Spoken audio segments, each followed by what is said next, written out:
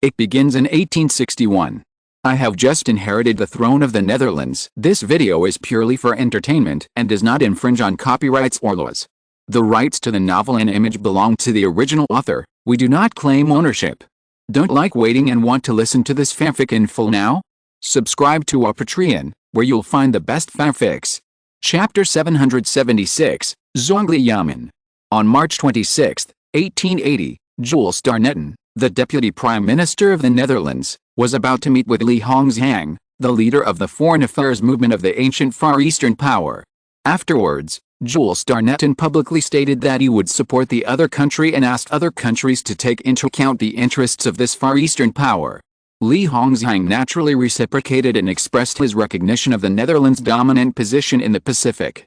The support of the Netherlands surprised Empress Dowager Cixi and Emperor Guangxu, who had been emperor for 6 years. Li Hongzhang was transferred to the Governor-General of Zili in the 9th year of Emperor Tongzhi, 1870, and later served as the Minister of Commerce of the North Ocean.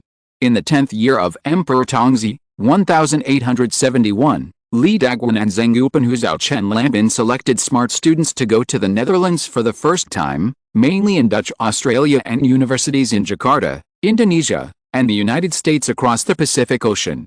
In the same month, Li signed the Qing-Japan Treaty of Amity with Japan on behalf of Qing. This was a treaty of equality and mutual benefit between the two sides.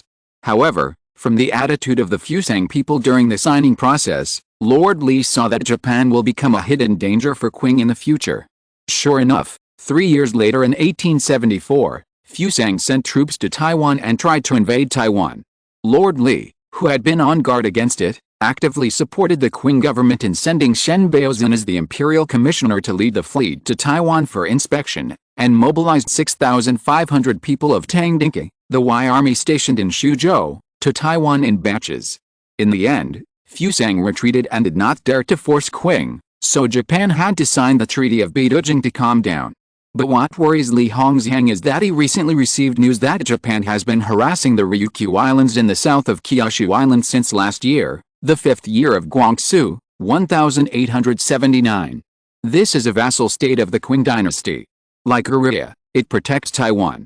If Japan really takes the opportunity to occupy the Ryukyu Islands, then Taiwan will be in danger. Master Zhuo Guosongtao and Master Zheng Jize are here. Just when Li Hongzhang was full of worries, the voice of the housekeeper sounded. He suppressed his worries, straightened his face, and said, "Let them come in." "Yes, master." Not long after, a white-haired old man about 60 years old appeared, but like the middle-aged man next to him, the calmness in his eyes was frightening. Li Hongzhang thought to himself, as expected, he is worthy of being the top 2 in diplomacy. That calmness is hard to understand. Master Li, the two of them bowed in the Qing dynasty etiquette. "No need to be polite," Lord Li asked Guosongtao. "I heard that Lord Guo has been unwell recently." Guosongtao smiled and said, "It's just a minor problem, it's nothing serious." Li Hongzhang shook his head and said, "It looks like a small problem, but it can actually cause a big disaster."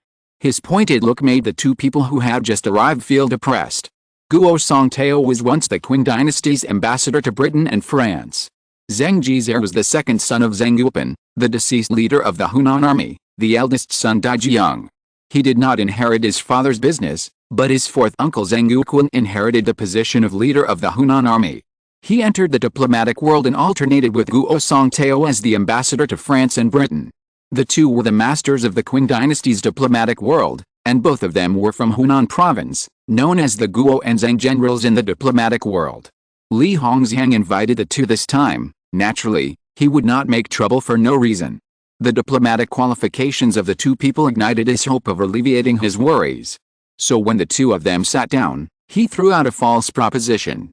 In 1861, Emperor Xianfang approved the proposal to establish a new diplomatic agency, and the Zongliyaman announced that it had completed its reorganization. The Qing dynasty was forced to set up a yamen in charge of foreign affairs outside the 6 ministries to be responsible for specific affairs.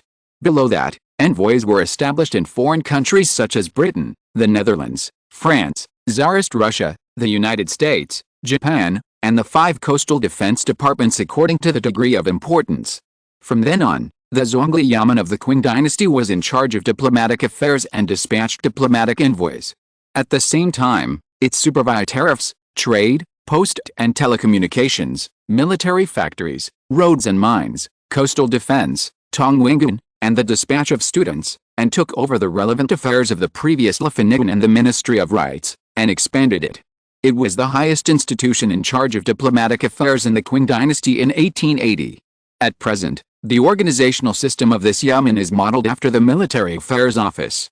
It has 3 to more than 10 general ministers, led by a prince, and the others are called ministers, ministers on the upper walk, ministers on the upper walk, etc. In addition, there are general managers, assistant managers, and several managers.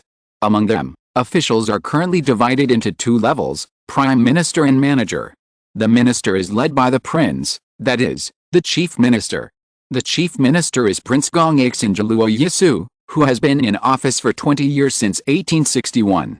Now Li Hongzhang is the second prime minister. In fact, Prince Gongxin often lets Li operate, so Li Hongzhang has great power, and Guo Songtao, the minister on the upper walk, is the 3rd person, and Zheng Jais, the minister on the upper walk, the 4th person, has become Li Hongzhang's right-hand man. Zheng Jais is now, Master Li is afraid of the provocations of Britain and France in the south. Zheng Jais inherited his father Zheng Yupin's Marquis in 1877, and served as Qing's minister, ambassador, to Britain, France and the Netherlands at the end of the year. During his mission, he had a deep understanding of the history and national conditions of various countries, studied international public law, and investigated the industrial, commercial and social conditions of Western countries. He was shocked by the economy of Britain, France and the Netherlands. In 1879, the 5th year of Guangxu, he served as ambassador to Russia. He negotiated with Tsarist Russia to recover Iraq, and signed the Qing-Russia Revision Treaty in January 1880, recovering the land and some rights of the Iraqi Caucasus River, which was considered to be a relatively successful diplomatic action of Qing in recent years. Because of this, Zheng Jais, who was born in 1839, was able to sit in the 4th seat of the Prime Minister's office. Many people even speculated that he might be Li Hongzhang's successor in the future. And his identity as the second son of Zheng Yupin, who has passed away, has made his career growth even more powerful. Li Hongzhang did not deny it and said, although Britain and France are just exercising there now, no one knows whether it is just a show or a pre-war preparation. Li Hongzhang smiled bitterly and said, if it is Britain and France, it's fine, but if Japan intervenes, it will be the most difficult. Guo Songtao asked curiously, now Britain is obviously helping Japan. What is the purpose of Britain doing this? It seems that Britain may not gain more than it loses. If it had known that helping Japan to become stronger, Britain's position in East Asia might decline in the future. In the 27th year of Dao Guang, 1847, he was a jinshi. In the 4th year of Xianfeng, 1854, to the 6th year, 1856, he assisted Zheng Yupin and was his staff. In the 1st year of Tongzi, 1862, he was appointed as the Lianghu Yisal transport envoy, and in the 2nd year of Tongzi, he was appointed as the governor of Guangdong. However, after that, his relationship with Zheng Yupin became strained, and he was driven to the edge of the Hunan army. In the 1st year of Emperor Guangxu's reign, 1875, he secretly got close to Wen Xiang, the minister of the Imperial Council, and was recommended to the Zhongli Yamen. Soon after, he was appointed as the minister to Britain. In the 4th year of Emperor Guangxu's reign, 1878, he was also appointed as the ambassador to France. In 1879, at the age of 61, he was summoned back to China to serve as the minister of the Zhongli Yamen. The following year, he became the minister of the Ministry of Foreign Affairs. Zheng Jais, 41, took over his position as the minister of the Ministry of Foreign Affairs. Therefore, Zheng Jais and Guo Songtao had a bad relationship. The struggle caused by their different diplomatic routes often gave Li Hong a headache. Chapter 777 The Two Queen Mothers.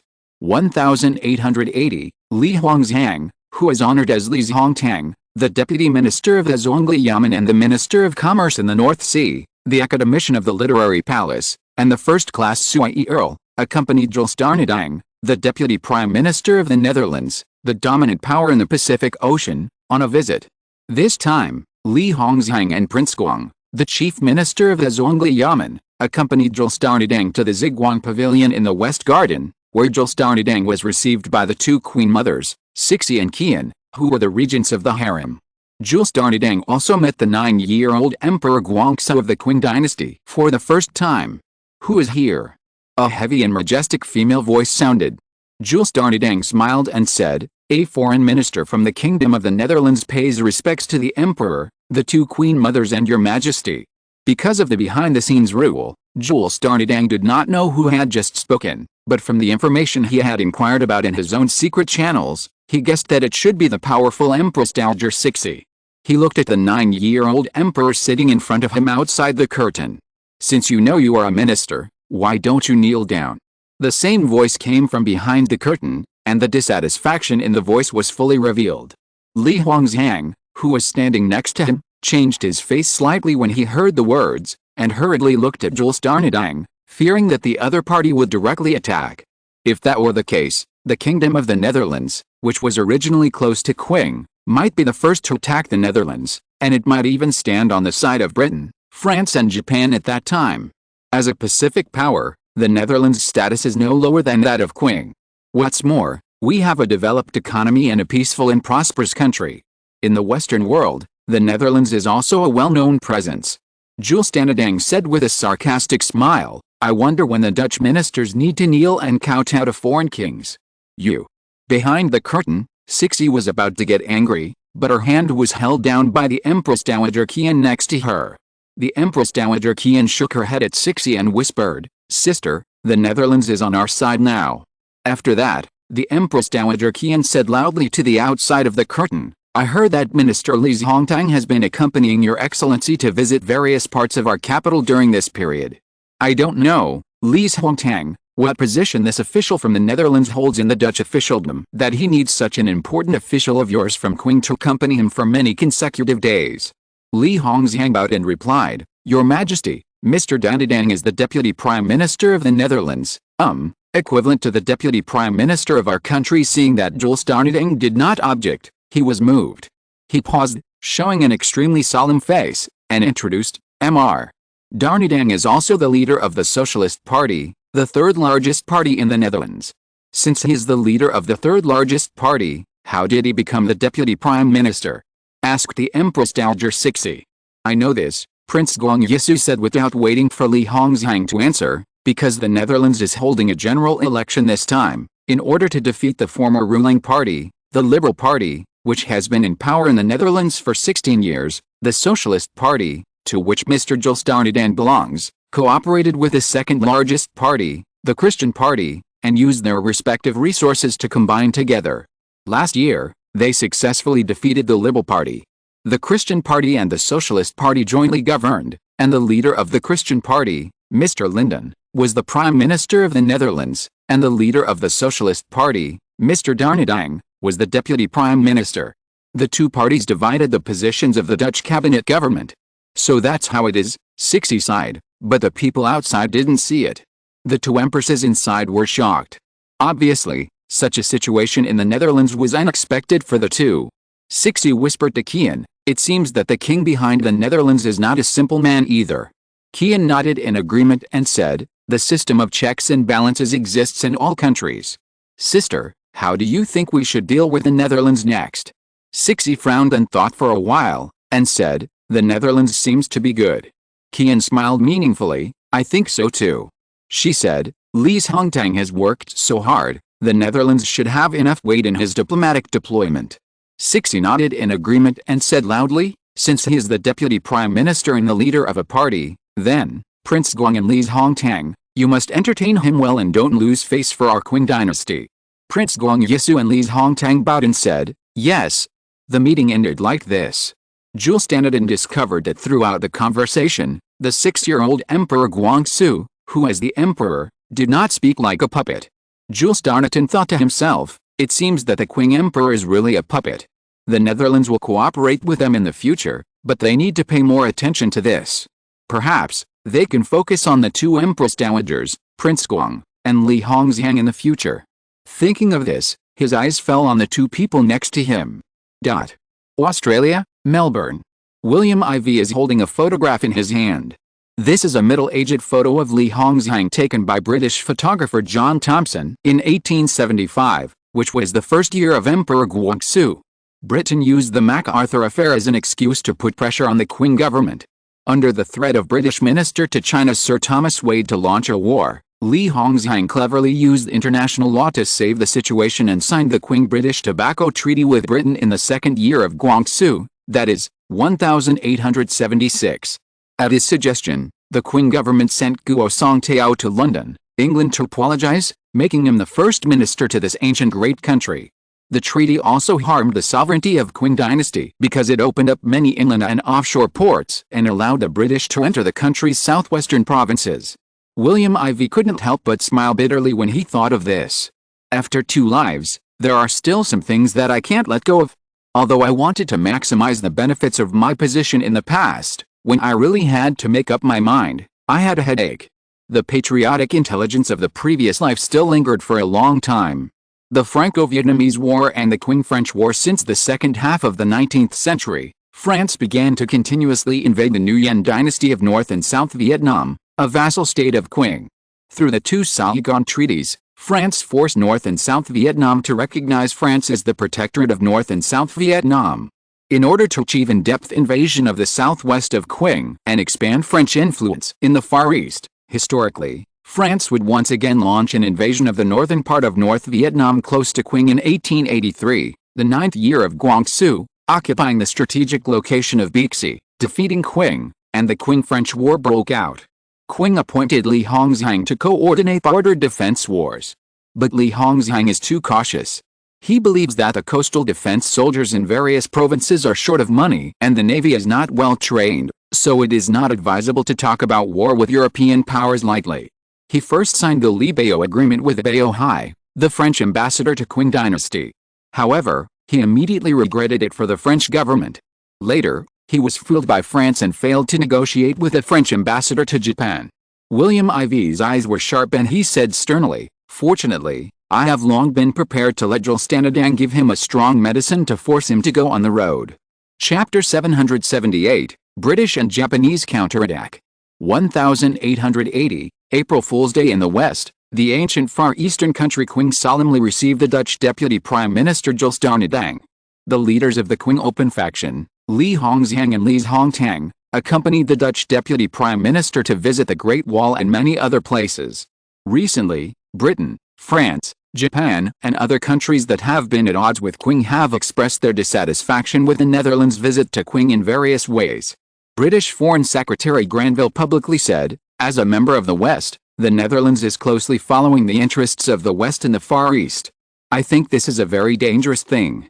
Therefore, I warn the Netherlands to either admit that it is a Western country and stand with Britain and France, or announce that it will withdraw from the circle of Western countries and always regard itself as an Eastern country. However, in this way, the Netherlands will face rejection from Western countries, which is not worth a loss." Granville's words made the world wow, but countries have shown different attitudes towards Britain's statement. More countries have made in-depth guesses about the intentions of the British Foreign Ministry leader. The Kingdom of Belgium, the Kingdom of Portugal, and the Kingdom of Bulgaria even accused the Netherlands of betraying the entire West and violating the overall interests of the West, and called on the Netherlands to move in the same direction as Britain and France and join the British and French Far East diplomatic and military framework, rather than the other way around. On April 4, 1880, Japanese Prime Minister Seigo Takamori responded to Britain and publicly accepted interviews from major Western newspapers in Tokyo. He expressed Japan's willingness to become an ally of Western countries in the Far East, and he publicly vowed to thank Britain and France for standing firmly on Japan's side and safeguarding Japan's interests. He said, "As a powerful country in the Far East, the Netherlands is one of the strongest countries in the Pacific. Japan has respect for the Netherlands, but with the support of world powers such as Britain and France, Japan will appear in front of the world as a powerful maritime country in the North Pacific and the Western Pacific." He said confidently, "Japan will become one of the most powerful countries in the Far East under the conditions of favorable time, location and people. While safeguarding Japan's interests in the Pacific, it will also serve as a spokesperson to safeguard the interests of the entire Western allies. For this reason, We are ready to challenge the Netherlands in Qing. With Sego Takamori's public challenge, the Qing dynasty was very angry. Although many parts of the country were poor, the people were still ambitious. Some conservatives and open-minded people took to the streets and demanded that the Qing government sanction Japan and respond strongly to the actions of Britain and France in the south. The Qing government was immediately caught in a dilemma. Because most of the Qing high-level officials did not expect that showing affection with the Netherlands would not make Britain, France or even Japan retreat. Instead, these three countries took a step forward to pressure Qing to make concessions. Faced with the pressure from the three countries, many people in Qing dynasty immediately expressed doubts about the role of using the Netherlands to balance Britain and France. Qing dynasty, the northern capital. Li's Hongtang has repeatedly told us how powerful the Netherlands is. We in Qing dynasty can use these barbarians to deal with Britain and France, punch and kick Japan, and use barbarians to control barbarians. But now these policies seem to be unworkable. On the contrary, we are facing an overreaction from Britain and France. The gains do not outweigh the losses. Empress Dowager Cixi asked Li Hongxiang, who was standing below and bowing. The Empress Dowager Cixi next to her also had a bad look on her face. Li's Hongtang has always been the spokesperson for the front government push by the two Empress Dowagers. He is an important promoter of their control over the government and the most important tool for them to appease the open faction of Qing dynasty and balance the conservatives. Because of this, he is also the most important tool for the two to clamp down on the power of Prince Guangxu, the biological father of the young Emperor Guangxu, in the Zhongli Yamen. So both of them supported Li Hongtang's diplomatic work. But they gave so much support, but what they got was a result that they were not satisfied with, which made them very unhappy. So this time Li Hongtang was summoned. Li Hongtang, the Dutch deputy prime minister, the second in command of the Dutch government, has not left our Qing dynasty yet, and Britain and Japan dare to open fire on us. It seems that the status of the Netherlands in the West is not very good. At this time, the 9-year-old Emperor Guangxu suddenly asked curiously, and the question was also very sharp. Cixi and Qian both felt their eyes brightened immediately. Yes, before, Prince Guangxu and Li Hongxiang said in front of them how powerful the Netherlands was. Now, not long after the Netherlands left the Forbidden City, Britain and Japan began to act recklessly and attack. Isn't this a slap in the face? The Emperor is right, Prince Gong Li Hongtang. It seems that our approach of winning over the Netherlands to fight against Britain, France and Japan is not working, Cixi said unhappily. Cixi ignored their ugly expression and continued to put pressure on them, saying, I don't need to tell you that Britain and France are two old powers. Everyone in the world knows how powerful they are. Japan is rising too fast under our noses. We can't react. Britain's support has made this wolfish and ambitious neighbor that we used to look down on actually think of competing with our great country for the Korean peninsula. Now the country is in trouble. Not long ago, you two strongly recommended the Netherlands to fight against Britain and France. Now it seems that it won't work. Is there any other way? This. Prince Gong hesitated and couldn't help but turn his eyes to Li Hongxiang. Seeing this, Empress Dowager Cixi and Empress Dowager Qian and Emperor Guangxu couldn't help but look at Li Hongxiang. They all realized that in the huge Qing dynasty, only Li Hongxiang could deal with the outside world and not lose much. Thinking of this, Cixi suddenly glared at Prince Guangxu with some anger. Get out of here, this useless bastard. Seeing this, Li Hongxiang knew that he had to step in. Guangxu is his superior. If he pretended not to see his predicament, would he have a good life in the future? Sighing, Li Hongxiang said, Queen Mother, Britain lost in the competition with the Netherlands for the South American colony of Chile some time ago. What? Britain and the Netherlands fought in South America, and Britain lost. Empress Dowager Qian showed a strange look, looked at Cixi, and saw that the latter also showed a happy look, so she hurriedly asked, tell us how the Netherlands defeated Britain in South America thousands of miles away. Yes, so. Li Hongxiang began to tell how the Netherlands used the people they supported to launch a successful coup in Chile, and how they drove away the British fleet and replaced it. How to use the coalition of 5 South American countries to let the Netherlands occupy a strong military position in Chile. The two empresses were shocked to hear this, and even the 9-year-old Emperor Guangxu was excited and admired. Even Prince Guangxu, although he had known the news for a long time, was amazed when he heard Li Hongxiang's slow and detailed narration. Finally, Li Hongxiang said, Although the Netherlands is not a big country in Europe at present, it is the United Kingdom that is very afraid of us in the East in America. Therefore, this is also the reason why I made friends with the Netherlands, a different kind of Western world 60. Yes, the enemy of my enemy is my friend. It seems that we really need to make good use of the Netherlands. Li Hongzhang was silent. Chapter 779 Redrawing the World. Due to the rapid rise of the Netherlands, accompanied by the British's coercion, the world politics is inevitably heading towards camp division and military alliance division. Over the past decade, Britain has been stepping on the situation in Eurasia, maintaining a balanced continental balance, and wooing the Netherlands to contain the European continent. In order to contain the Netherlands, it has become the vanguard of reversing the containment of Eurasia. On the surface, it seems that the flags are flying, but in fact it is scattered. The enemies of the British Empire have increasingly evolved into a self-contained entity, while Britain's original allies have gradually disbanded and formed a situation of multiple power centers. The most impressive reshaping force is that Prussia has successfully evolved into the German Empire. Although the 14 million people in the 13 southern states of North America have not been unified due to the obstruction of Britain, the national strength is no longer what it used to be. With a population of 30 million and the world's fourth largest economy, after Britain, the Netherlands, and Germany, it has strengthened its unique environment in North America and is the only one in the Americas that Brazil and Argentina cannot match. Secondly, Spain has been fighting against Britain for many years, and now has close relations with Sweden and Denmark in Northern Europe. Spain seems to want to revive its glory for many years, but I don't know whether Britain will allow it. After all, Britain bears an unshirkable responsibility for Spain's decline. Doesn't Britain worry about retaliation from Spain? Who knows? Because the Austrian Empire was kicked out by the German Empire, it could only form the Austro-Hungarian Empire with Hungary. Joseph Franci is not a good person. He will not be willing to accept his ambition.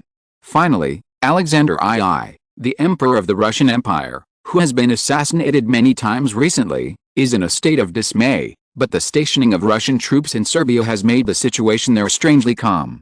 It seems that no one wants to be the first to become a fuse. And Alexander II seems to have noticed these points, so he is unscrupulous and refreshes the presence of Russian in the Balkan Peninsula. Furthermore, in the east, Japan, which Britain has been trying to win over in the past few years, has recently become a little arrogant. It no longer bows to Qing, and has ambitions for Qing's vassal state Korea. It tries to rely on Britain's support and provokes Qing many times. In order to get further support from Britain, it even made many rude remarks about the visit of Jules Darnetang, the Deputy Prime Minister of the Netherlands, when it knew that he was visiting Qing.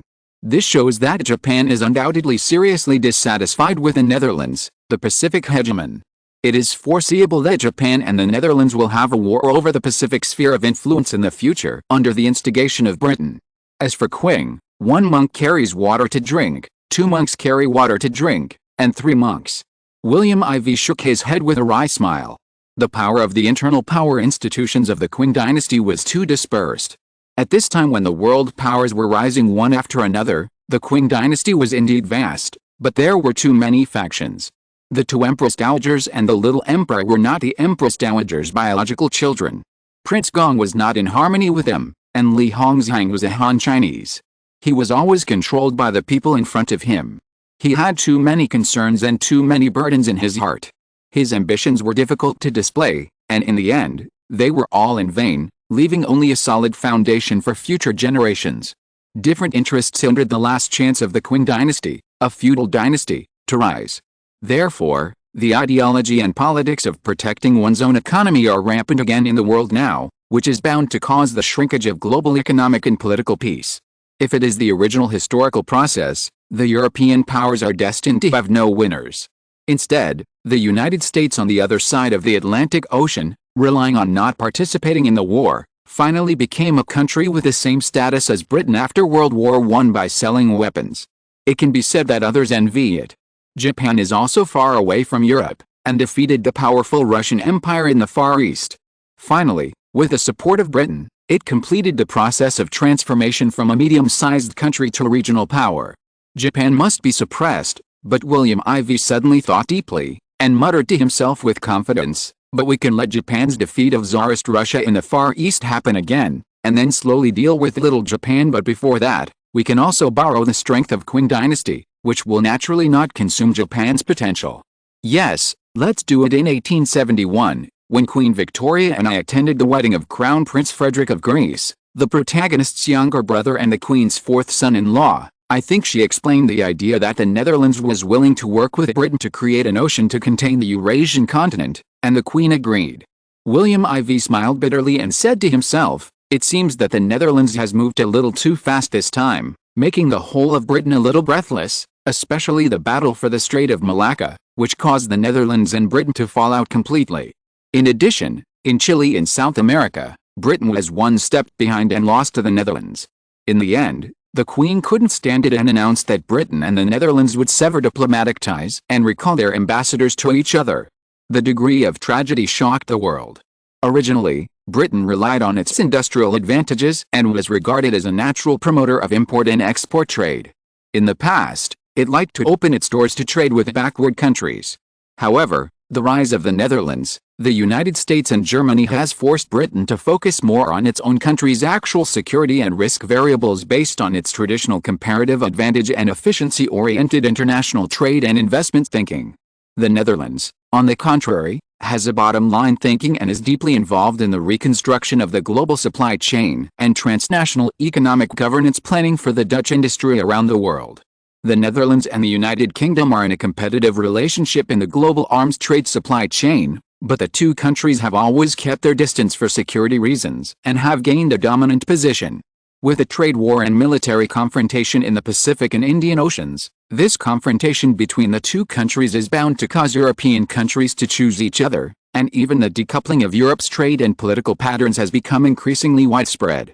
Now, with the overall rise of the status of Pacific countries, mainly the Far East Netherlands, Qing dynasty, Siamese Kingdom, Japan, Korea, and Persian Empire, and American countries in the world pattern.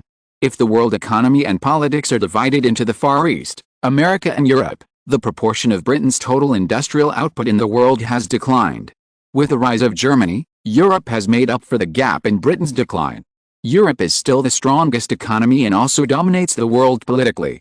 However, the Netherlands rose and migrated from Europe to the Far East, Australia and the Dutch East Indies, and even its total output value was equal to that of Britain, the world's strongest economic power, and exceeded Germany, which ranked third, by 20%, and America, which ranked fourth, by 25%, and was 30% more than the sum of the north and south of France, which ranked fifth. For the first time, the proportion of the Netherlands industry accounted for 30% of the world, and Britain's industrial hegemony was shaky. It was a foregone conclusion that Britain would accelerate its decline ahead of time. America and Brazil in the Americas, Argentina and the Far East Netherlands, Japan and the re-emerging Qing dynasty were in a three-way competition. In particular, the Netherlands, Japan and America will join the game, and it is just around the corner to replace Britain. The American age and the Asian age are about to arrive in full swing. William I sighed, in the Pacific age, because I led the Netherlands to the Australian continent, it finally rose 150 years ahead of schedule. Chapter 780, New Pacific Era. The office of Dutch Prime Minister Linden issued a statement on Saturday, April 26, 1880, saying that 4 Dutch Challenger-type battleships and about 20 breech-loading guns will be delivered to the Netherlands partner Qing in the coming weeks. The Netherlands will also begin training the Qing army to use these weapons in the coming months. The French Empire Embassy in Melbourne, the Netherlands said that the Netherlands' move to send training officers to Qing is not the behavior of a friendly country of France, nor is it wise. The decision of the Netherlands to sell advanced battleships to Qing, France's current rival in North and South Vietnam, will fuel the confrontation between France and Britain and Qing in Northern Southeast Asia, and may cause war and lead to more victims, including civilians, and is evidence of Melbourne's increasing involvement in this war. Dutch government officials previously said that France and Britain surrounded the Kingdom of Siam, and the normal development of the economy was hindered to varying degrees, which the Netherlands was dissatisfied with. Dutch officials also said that after Britain and France imposed multiple blockades on the economy of the Kingdom of Siam, the Kingdom of Siam's total economic output dropped by about 35%. The national economic system was damaged. As Britain and France surrounded Siam in Southeast Asia and eyed it covetously, they were even more eager to take action against Qing in the north.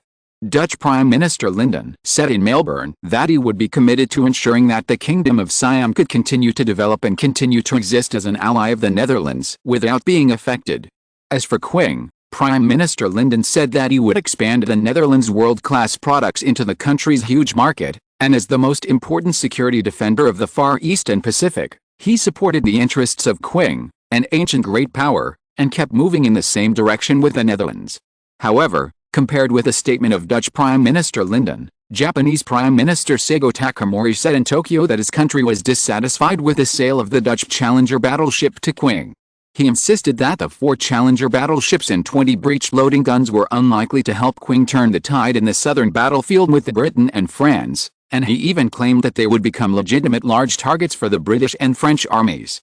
It is even said that when Emperor Meiji met with British Foreign Secretary Granville in Tokyo, he publicly criticized the Netherlands for selling warships to Qing and sending training officers to quickly form the Qing fleet. On May 1, 1880, King William IV of the Netherlands spoke on the phone with King Chulalongkorn of the Kingdom of Siam. In the call, William IV outlined the Netherlands' intention to strengthen its support for the Kingdom of Siam, including providing the Challenger II battleship and additional artillery systems. It is said that this battleship is an upgraded version of the one just announced to be sold to Qing. On May 4, 1880, the Dutch Prime Minister's office confirmed that it would provide the Kingdom of Siam with 4 upgraded Challenger II battleships and more artillery to assist the Kingdom of Siam in winning a possible future self-defense war under the pressure of Britain and France. Linden's spokesman said in a statement that as Britain and France become more aggressive in Southeast Asia and the situation in Southeast Asia becomes increasingly tense, the Netherlands has huge interests in Southeast Asia, and it is very important that the Prime Minister is committed to ensuring that the Kingdom of Siam wins its own security interests and development rights.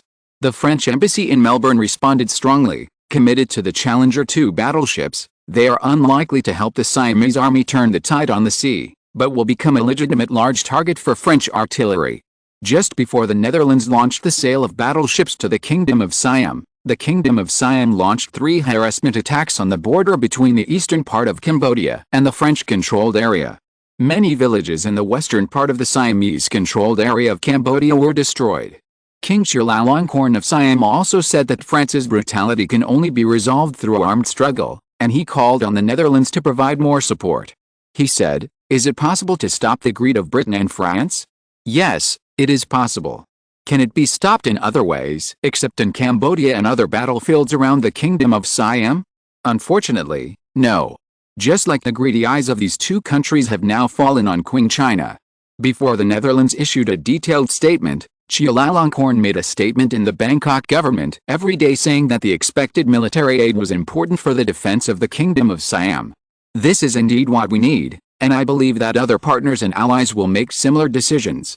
The statement said that after analyzing the situation in Southeast Asia with military advisors and studying the strategic impact of the Netherlands' support for the Kingdom of Siam, Linden determined where he thought the Netherlands and its allies could have the greatest impact. Schenke, the Minister of Defense of the Kingdom of Siam, said that 6 village facilities were destroyed in the attack, and hundreds of people were killed and injured, so the Kingdom of Siam will face a more serious situation in the coming days. Many people in the Kingdom of Siam discussed that the Mekong River basin of the Kingdom of Siam might become the back garden of British and French warships, so it is necessary to guard against this. It is precisely because of such a strange theory that the Kingdom of Siam feels precarious. Horizontal ellipsis. The advent of the Pacific Age, a key factor was the Dutch government's implementation of the Dutch King William IV's order in 1863 to fully migrate to the Far East Australia and the Dutch East Indies. From then until 1880, 18 years have passed.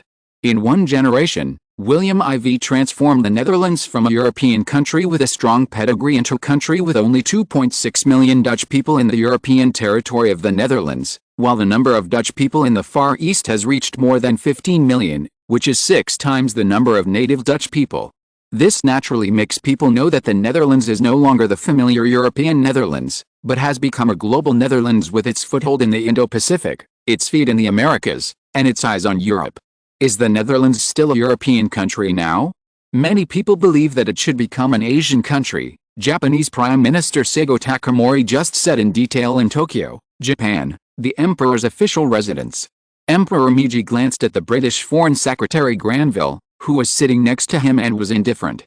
He was moved and pretended to be unhappy and said, "I heard that the Netherlands has many allies in Europe and is even more popular than the UK. What do you think, Minister Granville?" "I think it should be an exaggeration." Granville visited Japan on behalf of British Prime Minister Clayton. After the reception banquet, a face-to-face meeting was held the next day. The content of this three-person meeting was mastered by the Japanese Emperor and Prime Minister from the beginning. However, as the experienced head of British diplomacy, Granville is not a young man and is not so easy to deal with. "Granville, Your Majesty, the news is correct, but that was a long time ago. Now, the influence of the Netherlands in Europe has greatly declined." Chapter 781 Tokyo Conspiracy. Greatly reduced. Emperor Meiji said to British Foreign Secretary Granville with a half-smile, "Not necessarily. As far as I know, the key reason why Britain and France are isolating the Netherlands is that the economic and political rise of the Netherlands has changed the overall world pattern. It is estimated that within 3 years, the proportion of GDP of Britain and the Netherlands will basically reach less than 85% from the current equal proportion." Ignoring Granville's ugly face, Emperor Meiji of Japan said, "This will change the current symmetrical game pattern between Britain and the Netherlands. They will fight on the same scale. The connotation and strategic positioning of bilateral games will change accordingly, and various contradictions will continue to intensify. The global supply chain has been reorganized due to the intervention of the changing forces of the two major trading countries, Britain and the Netherlands. Britain is currently trying to win over France and its friendly relations with Japan to form a new formation. Britain has taken the lead in launching a battle for political influence between Britain and the Netherlands in the Indian Ocean and the Pacific Ocean to curb the economic, trade and political relations of the Netherlands." Granville was silent. He did not refute. Britain suppressing the expansion of the Netherlands' influence has become a consensus in London. Countries all over the world will be severely impacted by the vicious fight between the two countries.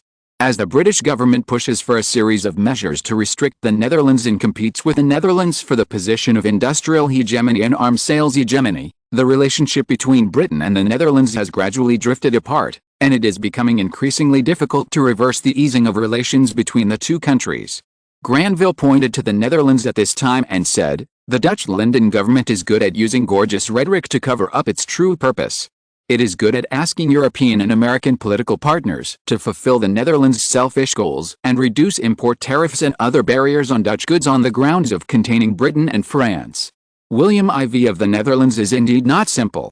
The Netherlands is the main driving force for Britain's previous domination of the global economic map. Its core anti-British concept is to follow the lead of the Netherlands. However, since the Netherlands alone scores points, and most of the responders will lose points, conflicts of interest will gradually emerge."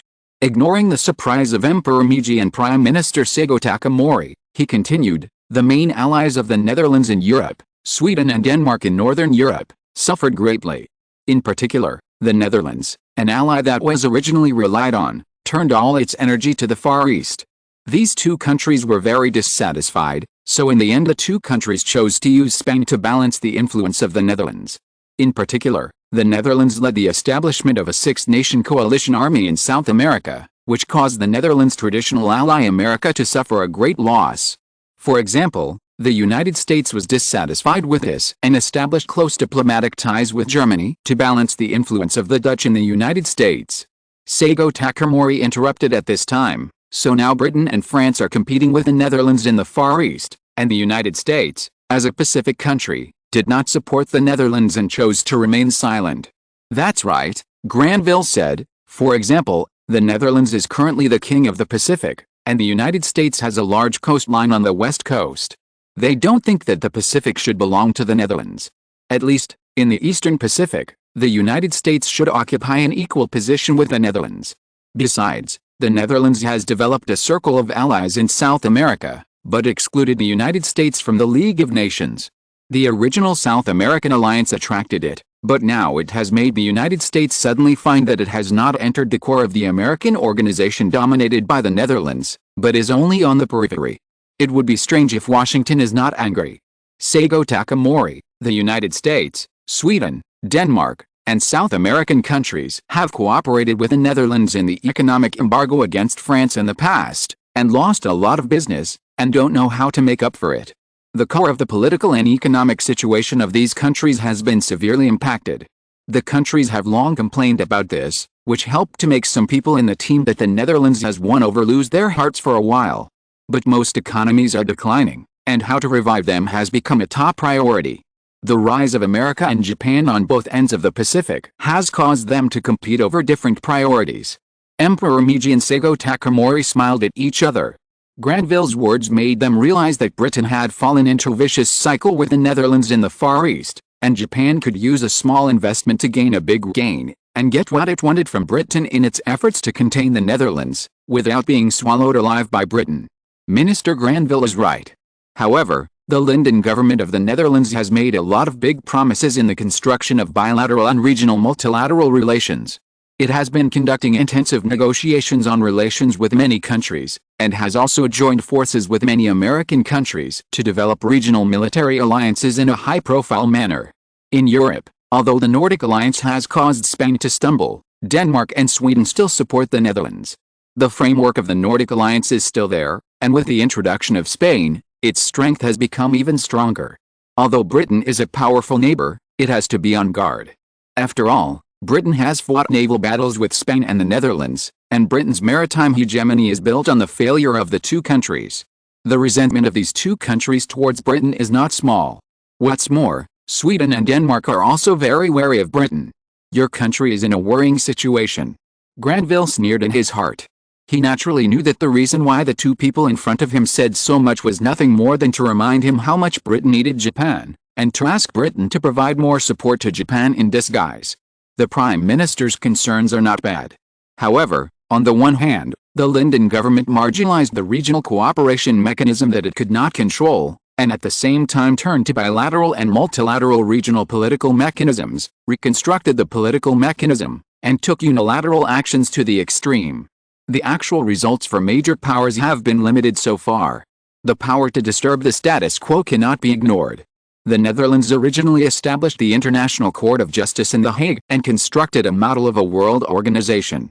However, now the organization led by the Netherlands is gradually gaining power and promoting countries to use it to balance the situation of one country's dominance. Therefore, the Netherlands' position in the organization has been equalized by Britain, France, Germany, Russia and other countries. Among them, Germany and Britain have the greatest influence. Granville, therefore, the Netherlands' international assembly ability has been shot in the foot by itself, and the strength of its collective ability has been damaged. Emperor Meiji, the kingdom of Korea is currently in the Golar-Fusang kingdom. We hope to get the clear support of Britain. Granville, support is fine, but what can we get? Mutual use or each taking what they need. I think your Majesty should understand this truth. Japan and Britain are currently getting closer because of the Netherlands, but the interests still need to be clearly divided. Emperor Meiji, if Japan takes over the whole of Korea, then in return, we are willing to give Korea's Jeju Island to Britain. Seigo Takamori moved his mouth, but when he saw the emperor's cold and disapproving look, he paused. Jeju Island is located in the west of the Cheongsam Strait between Fuzhou and Korea.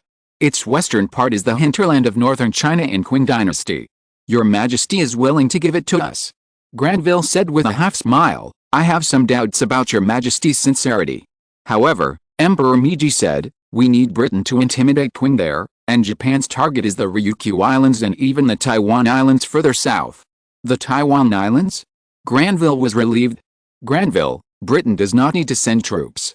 Emperor Meiji, no, we just need to clamp down on Qing. We are confident that we can take Korea. Granville, what about the Ryukyu Islands and the Taiwan Islands? Emperor Meiji, we have already reached an agreement with His Majesty Napoleon III of France. France will intimidate Qing's naval port in the west of the Taiwan Islands. Granville, it seems that your Majesty has a detailed plan. Then I feel relieved. If you're listening to this novel on a channel other than Fanfic World, it means they downloaded and uploaded it without effort. We cordially invite you to visit our channel, Mundo Fanfic Novelis. There you'll find the original version of this story and you can explore many other novels of various genres. We're waiting for you to immerse yourself in a world of incredible novels. Chapter 782 Asia or North America? 1880, the Democratic National Convention was held at the Cincinnati Music Hall in Cincinnati, Ohio, USA, with the purpose of selecting party candidates for the 1880 general election. In the end, Winfield Scott Hancock of Pennsylvania was nominated as the Democratic presidential candidate. William Hayden English of Indiana was nominated as the vice president.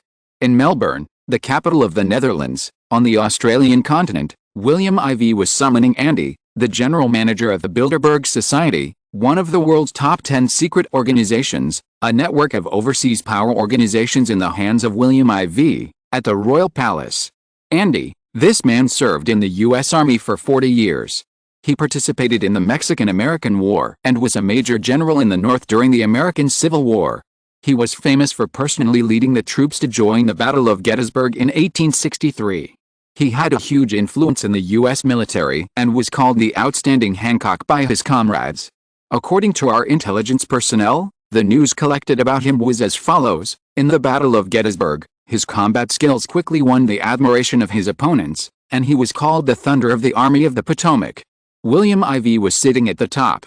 His face changed slightly when he heard this. He was surprised and said, "After the Civil War." Andy shook his head below and said, "After the American Civil War, he continued to serve in the Army. He not only participated in military fortresses in the southern United States, but also stationed on the western border." William IV, he rose from the bottom of the ordinary military? Andy answered in detail, "No, he graduated from the most famous military cradle in the United States, the West Point Military Academy." William IV showed a sure look and said, "It's West Point Military Academy, no wonder he can become a military giant in the United States." Suddenly, William IV asked, "What is his belief?" Andy hesitated for a moment, then said, Baptist." William IV's face changed slightly. "Britain?" William IV was not unfamiliar with the Baptist sect, which is also called the Baptist Church. It is a major religion that separated from the British Puritan independent sect in the 17th century. It got its name from the baptism method of immersing the whole body in water. The characteristics of this sect are opposition to infant baptism, insistence on baptism of adults, and the practice of congregational church system. William IV was not unfamiliar with this Christian sect in later generations. In the Far East of the world, this sect has truly flourished, especially in 8 Western-style economies such as the 4 Asian dragons and the 4 Asian tigers, which have captured a lot of territory. So this international organization of Christian sects is the Baptist World Alliance. As far as he knows, in the original world. It was established in 1905, yes, the same year as the Russo-Japanese War, but now he is in the present. It was established 30 years earlier in 1875.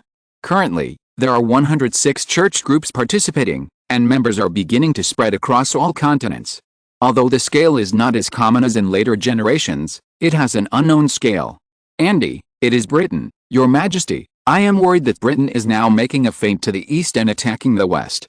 William IV, you mean to say that Britain is now trying to win over France in Southeast Asia to encircle the Kingdom of Siam, and supporting Fuzhou in East and North Asia to expand its presence in the Korean Peninsula, so that we the Netherlands will ally with Qing. In fact, the purpose is to waste our resources. At the same time, they are intercepting the influence of the Netherlands from the United States, the North American ally of the Netherlands. Andy, at present, the British Freemasonry is behind the scenes to support the Baptist Church to expand its influence in the Americas. The German Empire supports the Illuminati to expand its influence in the United States. In the past few years, Spain has also used the influence of the Knights of the Golden Eagle in the United States to increase the territory of Spain in the Latin American community in the United States. The Irish Fenian Brotherhood also wants to make a comeback and reproduce the glory of the Irish during Lincoln's presidency. The Italian Mafia is also showing its claws in the dark China. According to the information we have received, the British Freemasonry is getting closer to the German Illuminati, and perhaps, they have reached a secret cooperation that cannot be revealed. William IV asked, then do you think that the purpose of Britain's current wave of speculation is America? Andy nodded and said, America is rising too fast. At present, in the European continent, the rise of the German Empire is a threat to Britain, but it is also a surprise. The German Empire is surrounded by Tsarist Russia in the east and north, Austria-Hungary in the southeast, France in the south, the Netherlands in the southwest, Britain in the west, and Sweden, a tough guy with a military of all people, across the Baltic Sea in the north. Therefore, Although Germany has risen, Britain is still relieved when facing its navy, which is far from being a British opponent, but it is just vigilant. On the contrary, with a lack of unity between the north and south of France, Spain's comprehensive strength, especially its weak industrial strength, can be said to have created a balance for the threat to the European land. However, the United States faces the sea on both sides of North America, and its economic strength has jumped to fourth in the world, second only to Britain, the Netherlands and Germany, and there is no country in America that threatens the United States' status as the only great power. Even if Britain stationed 100,000 troops in Canada, it would not work. After all, Canada's population is only 4 million. The United States has 30 million, not including the 13 southern states of South America, which have become independent countries in the South, with a total population of 16 million. In addition, the United States has taken away the province of British Columbia on the Pacific coast of Western Canada. Canada's only Pacific coastline was destroyed, and Britain's power in the Pacific was greatly reduced. Andy looked up at William IV, his eyes burning, and said, "Your Majesty, there are no threats around America, so Britain is most afraid. Britain is isolated outside the European continent and understands how unique it is to have security and economic development without threats. Compared to the United States, which only dominates North America, we, the Netherlands, are even more God's favorites. Not only does the Australian continent straddle the Pacific Ocean and the southern Indian Ocean, it is also closely guarded by the Cocos Islands, the Dutch East Indies, the South Pacific Islands, New Zealand, Tasmania and other islands from north to south. In addition, there is a second layer of protection in the western Indian Ocean, such as Madagascar Island, the Hawaiian Islands, the Alaska Peninsula, etc. In the eyes of the British, the Netherlands is more threatening than the upstarts that have emerged from Britain. So, now in London, we are their most pressing opponent.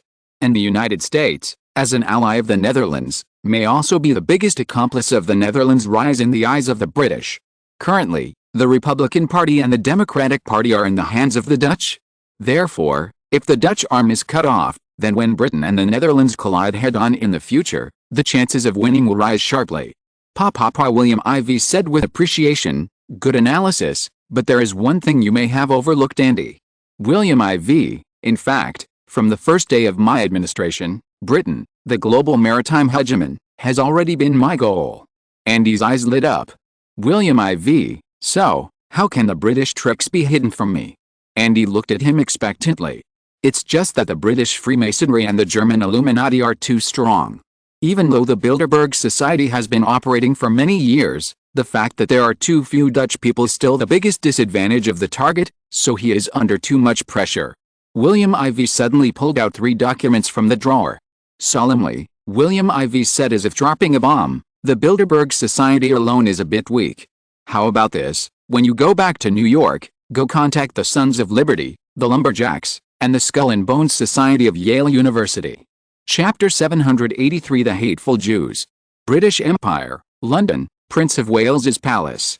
Bank Prince of Wales, Prince Edward, slammed the intelligence in his hand onto the table, and could not help but say angrily, "Douglas, this bastard, is really too cunning. Is this a diversion?" Sitting next to him were Gladstone, the leader of the Whig Party and British Prime Minister, Granville, the British Foreign Secretary, and Benjamin Disraeli, the leader of the opposition Tory Party.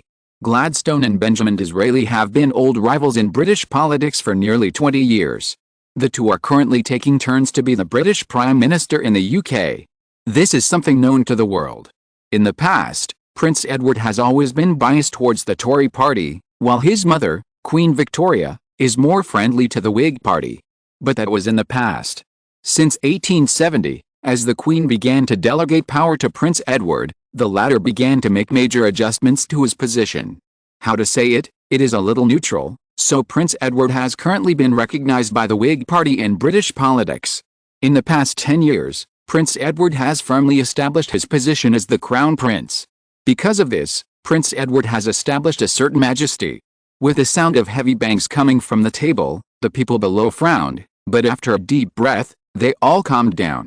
Seeing this, Prince Edward couldn't help but feel helpless. There was no way. These guys were all old hands in British politics, especially Disraeli and Gladstone, who had monopolized the positions of the past 5 prime ministers in British politics, and the two guys had no intention of retiring yet. Facing these two old guys, Prince Edward could only hold back his dissatisfaction. It was agreed that we would use the situation in the Far East to contain the Netherlands. For this purpose, I also won over Napoleon III and William I, and made certain concessions to the German Empire and the French Empire. Now William IV of the Netherlands has actually made a move in America. Obviously, he has noticed our thoughts, which proves that our confidentiality work is not in place. Ministers, please tell me, what should we do next? His eyes fell on the face of Gladstone, the Prime Minister of the ruling Whig Party. Gladstone said calmly, I believe that my colleagues in MI6 will not be passive and lazy. Of course, I also want to hear the ideas of our Foreign Minister. After he finished speaking, several people looked at Foreign Minister Greville. Greville said, the Woodcutters was founded in New York, America in 1874. It is now one of the largest welfare associations of fraternities in the world, with no less than 850,000 members worldwide. Its services include donating equipment to police and rescue units in various countries, as well as providing assistance to the elderly, orphanages and disaster victims. On the surface, many people thought it was similar to the functions of the International Red Cross at the beginning, and the logo is the use of an axe, a beetle and a wedge as the logo of the organization. However, those who know the inside story know that this organization is American and European. In the past, many people did not know who was the leader behind it. Now that William IV has been exposed, it is unexpected that he is an accomplice of the Bilderberg Society, and the Dutch government is behind it. Crown Prince Edward's dissatisfied expression became more and more serious. Granville smiled bitterly and said, as for the Sons of Liberty, the information that has been made public in the past is that it is a group organized by American patriots. It originated from the colonies of America before its independence from our Britain. The purpose of the organization was to protect the interests of the colonial owners. The most famous one was the Boston Tea Party in 1773, which led to an act that could not be easily carried out. Our British Empire carried out a strong suppression at that time, as well as the counter-mobilization of patriots. It can be said that it was their push at that time that finally led to the successful separation of America from the rule of our British Empire on July 4, 1776, 3 years later. So this organization was one of our biggest concerns at the time. When Granville talked about this organization, the four people in the room showed grief and indignation. There was no way. America's separation planted hidden dangers for Britain in North America. As a result, Britain's national strength declined and became a joke in Europe. If it were not for the replacement of India in the end, Britain's vitality might have been seriously damaged. As for the Skull and Bones Society, it was born in 1832. We didn't understand it in the past, but now it makes sense with its quality and the emergence of the Netherlands. In 1830, we in the UK clearly supported the separation of the Duchy of Belgium from the Kingdom of the Netherlands. The then King William I of the Netherlands was angry about this, but when Europe was afraid of Britain, they chose to establish this organization in America, which was not afraid of Britain. After finishing his speech, Crown Prince Edward asked, why leave it for last? Granville always liked to talk about the most important things at the end, so he was interested in the Skull and Bones Society.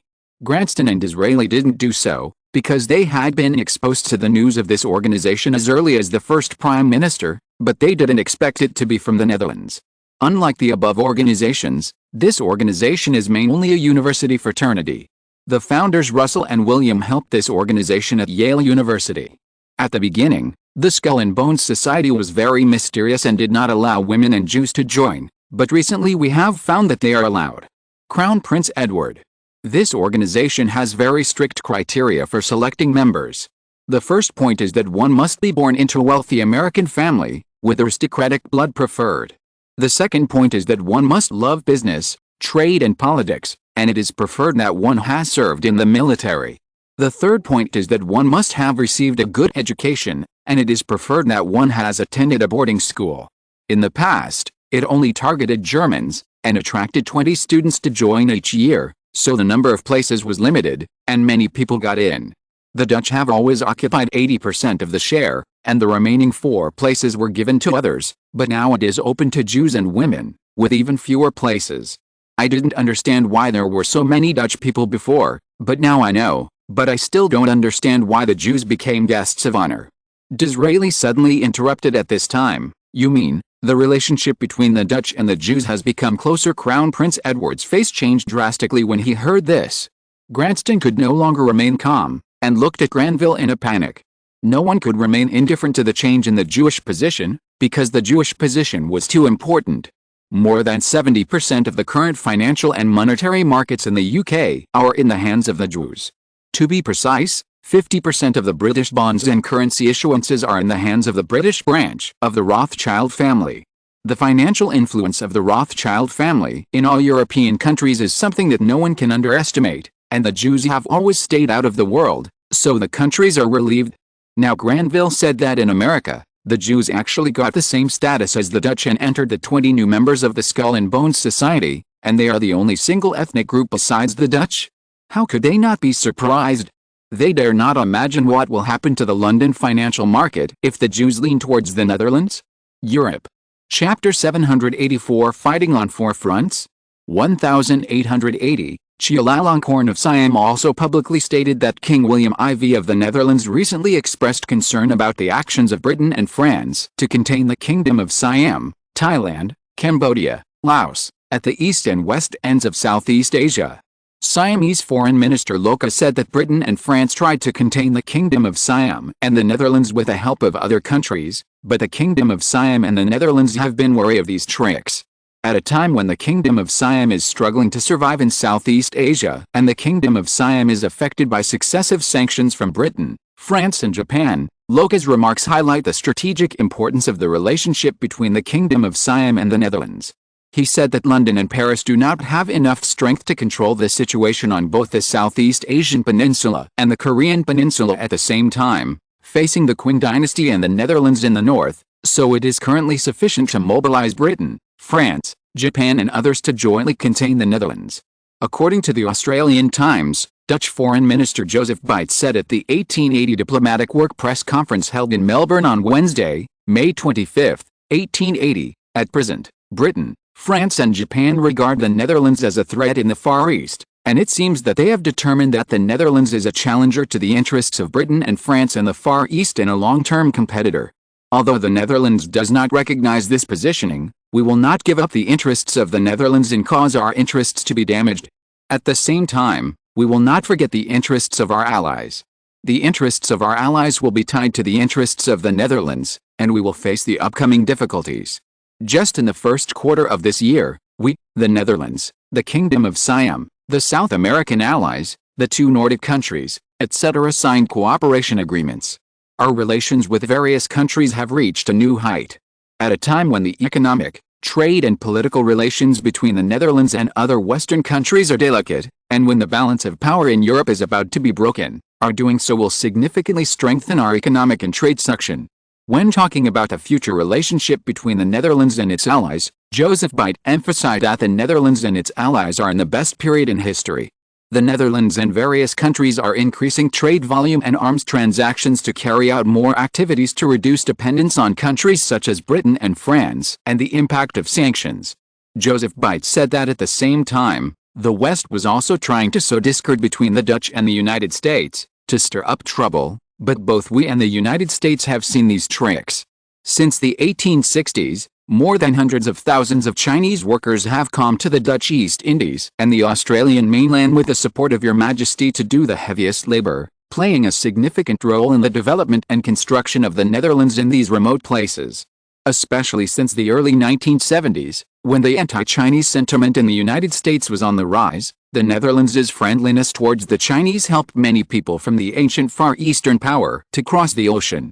In particular, in the third year of Guangxu, 1877, the U.S. Congress required the U.S. government and Qing to revise the Qing-U.S. Treaty signed in the seventh year of Tongzhi, 1868.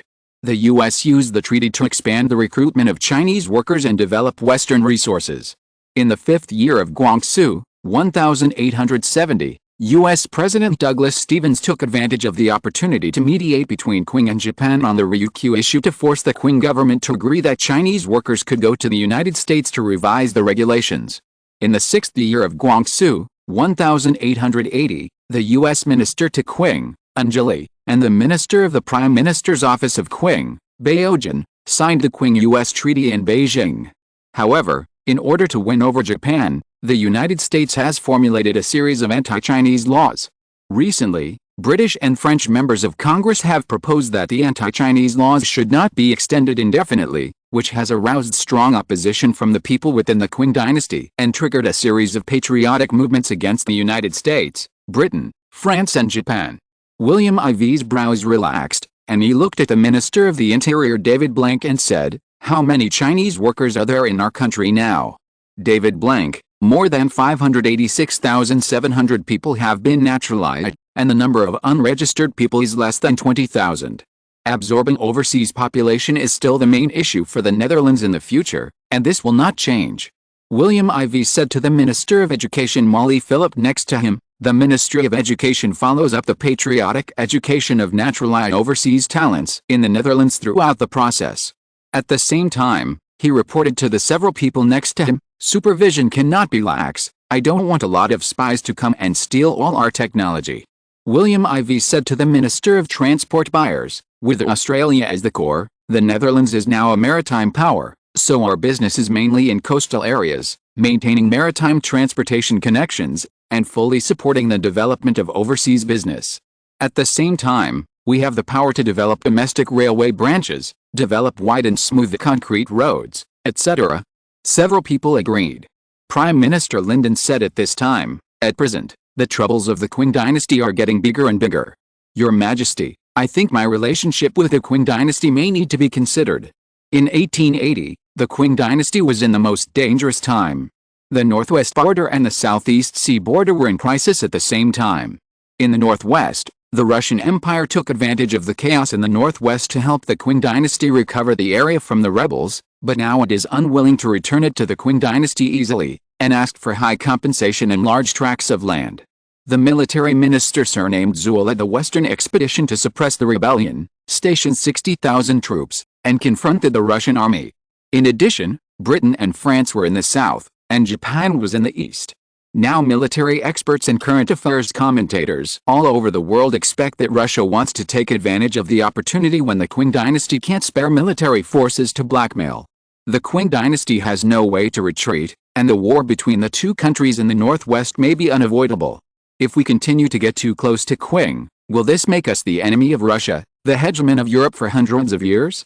In addition to the current enemies Britain and France, the ambiguous attitude of the German Empire, and the situation in the United States deteriorating, we may be dragged into the hostile side of the Western powers.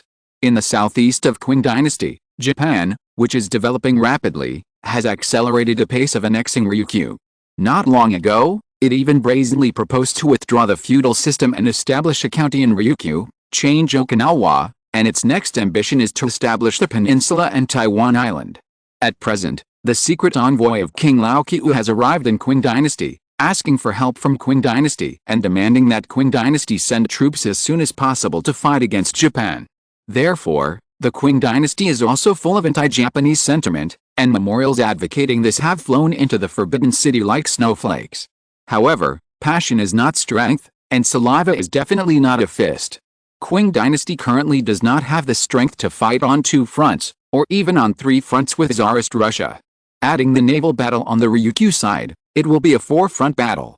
The only choices between land and sea, frontier defense and coastal defense, consolidating the border and protecting the feudal system, and resisting Russia and Japan. Difficult choices are being made in the Forbidden City, Lyndon said without hesitation, facing such a Qing dynasty, even though the Netherlands is a powerful ally against Britain and France in the Far East. If this ally may pull us out of the vortex, we should be more careful. Chapter 785 Treasury Report to the Privy Council.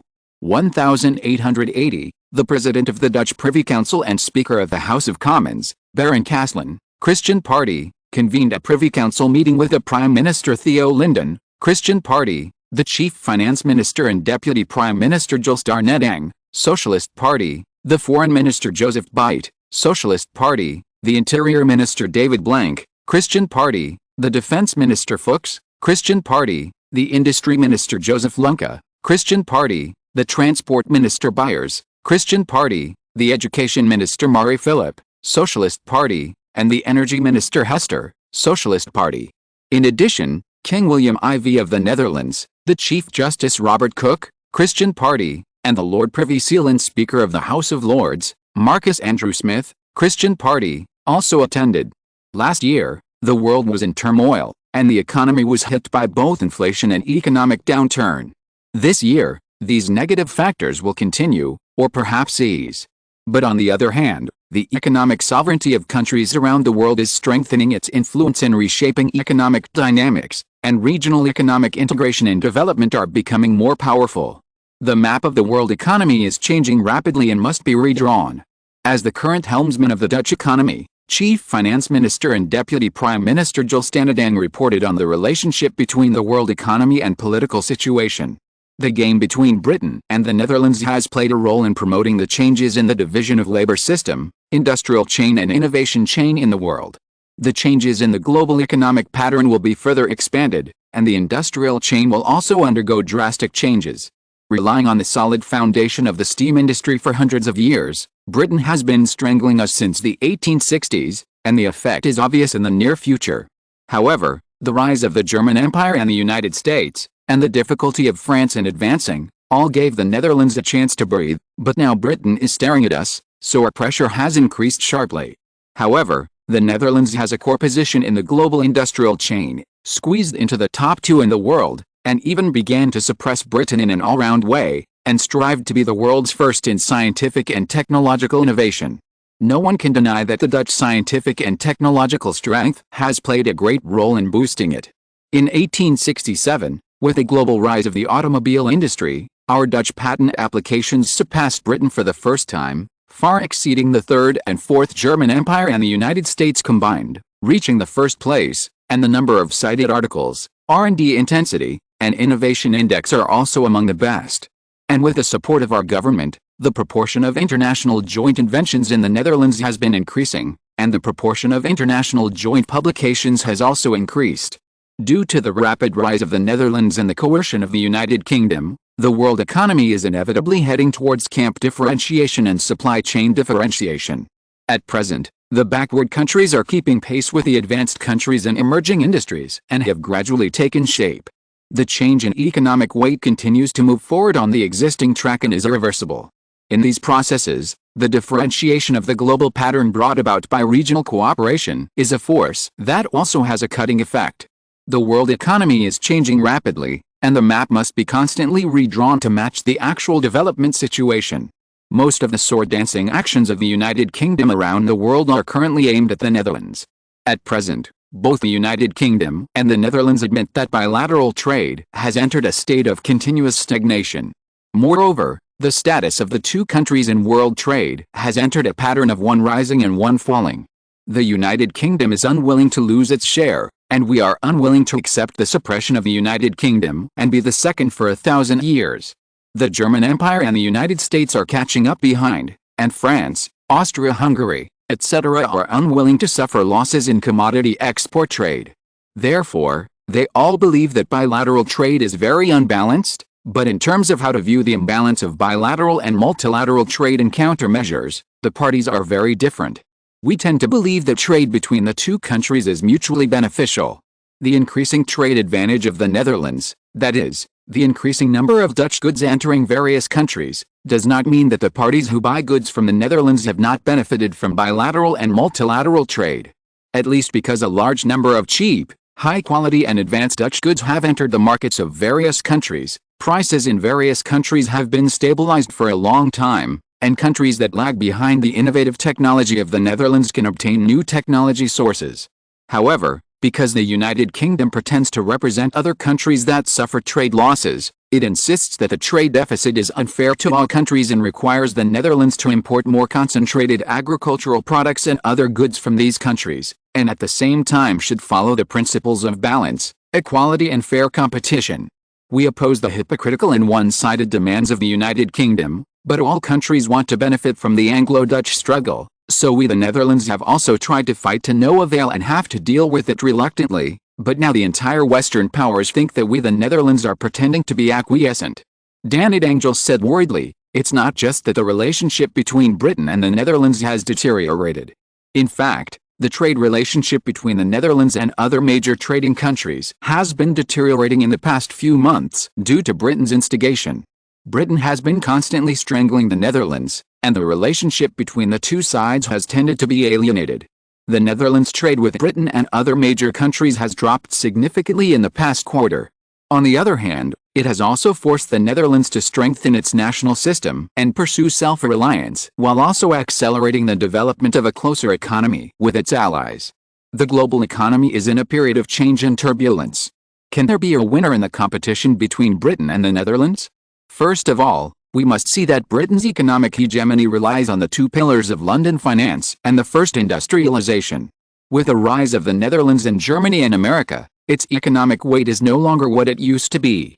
The proportion of the emerging economies and developing countries of the Netherlands, the German Empire, and the United States in the global economy has exceeded that of the three major European powers, such as Britain, France, and Austria-Hungary. Many people even speculate that in 5 years, even if the Russian Empire is added, the Netherlands, Germany, and the United States will be able to compete with each other. In 1870, the Netherlands and other three countries were still catching up with these three countries, but now these three countries have surpassed these old powers one after another, and their economic and industrial strengths have been reflected in their political and military strengths. The German Empire was verified by standing on the French Empire, and now the rise of the Netherlands seems to want to step on the British Empire to rise to power. But is Britain willing to be a stepping stone for the Netherlands? The proud Britain will naturally not be willing, so now Britain is desperately suppressing the Netherlands, just to break free from this fate. Danny Dangels finally said, since 1860, the percentage of the Netherlands, Germany, the United States, and the four countries of Britain, France, Austria and Russia has approached 15% from the original 30%, while the proportion of the other four countries has naturally dropped by 15 points. The proportion of the Netherlands has increased by 9 points to more than 21%, and the United Kingdom has 20% left last year. The changes in the international economic structure are not only the rise of the East and the decline of the West, but also a significant manifestation of the rearrangement of the proportion of power in Western politics. Quotation mark. Chapter 786 Visit to Berlin. 1880. If we talk about what issues the world's politicians are concerned about, the most concerned issue is the situation of the Far East Netherlands and Britain and France competing for power, and the second is the visit of Stephen Douglas, President of the United States of America, to Berlin, Germany. So when Stephen Douglas arrived in the German Empire on May 27, 1880, the eyes of the whole of Europe fell on Berlin. German Empire, Berlin, Chancellery, 9 a.m. The iron-blooded Chancellor of the German Empire, Bismarck, is meeting with the visiting American President Stephen Douglas. In reality, the internal structure of the Dutch plate is highly complementary in different countries, and the British plate is highly complementary. In other words, it is relatively favorable to the former and unfavorable to the latter.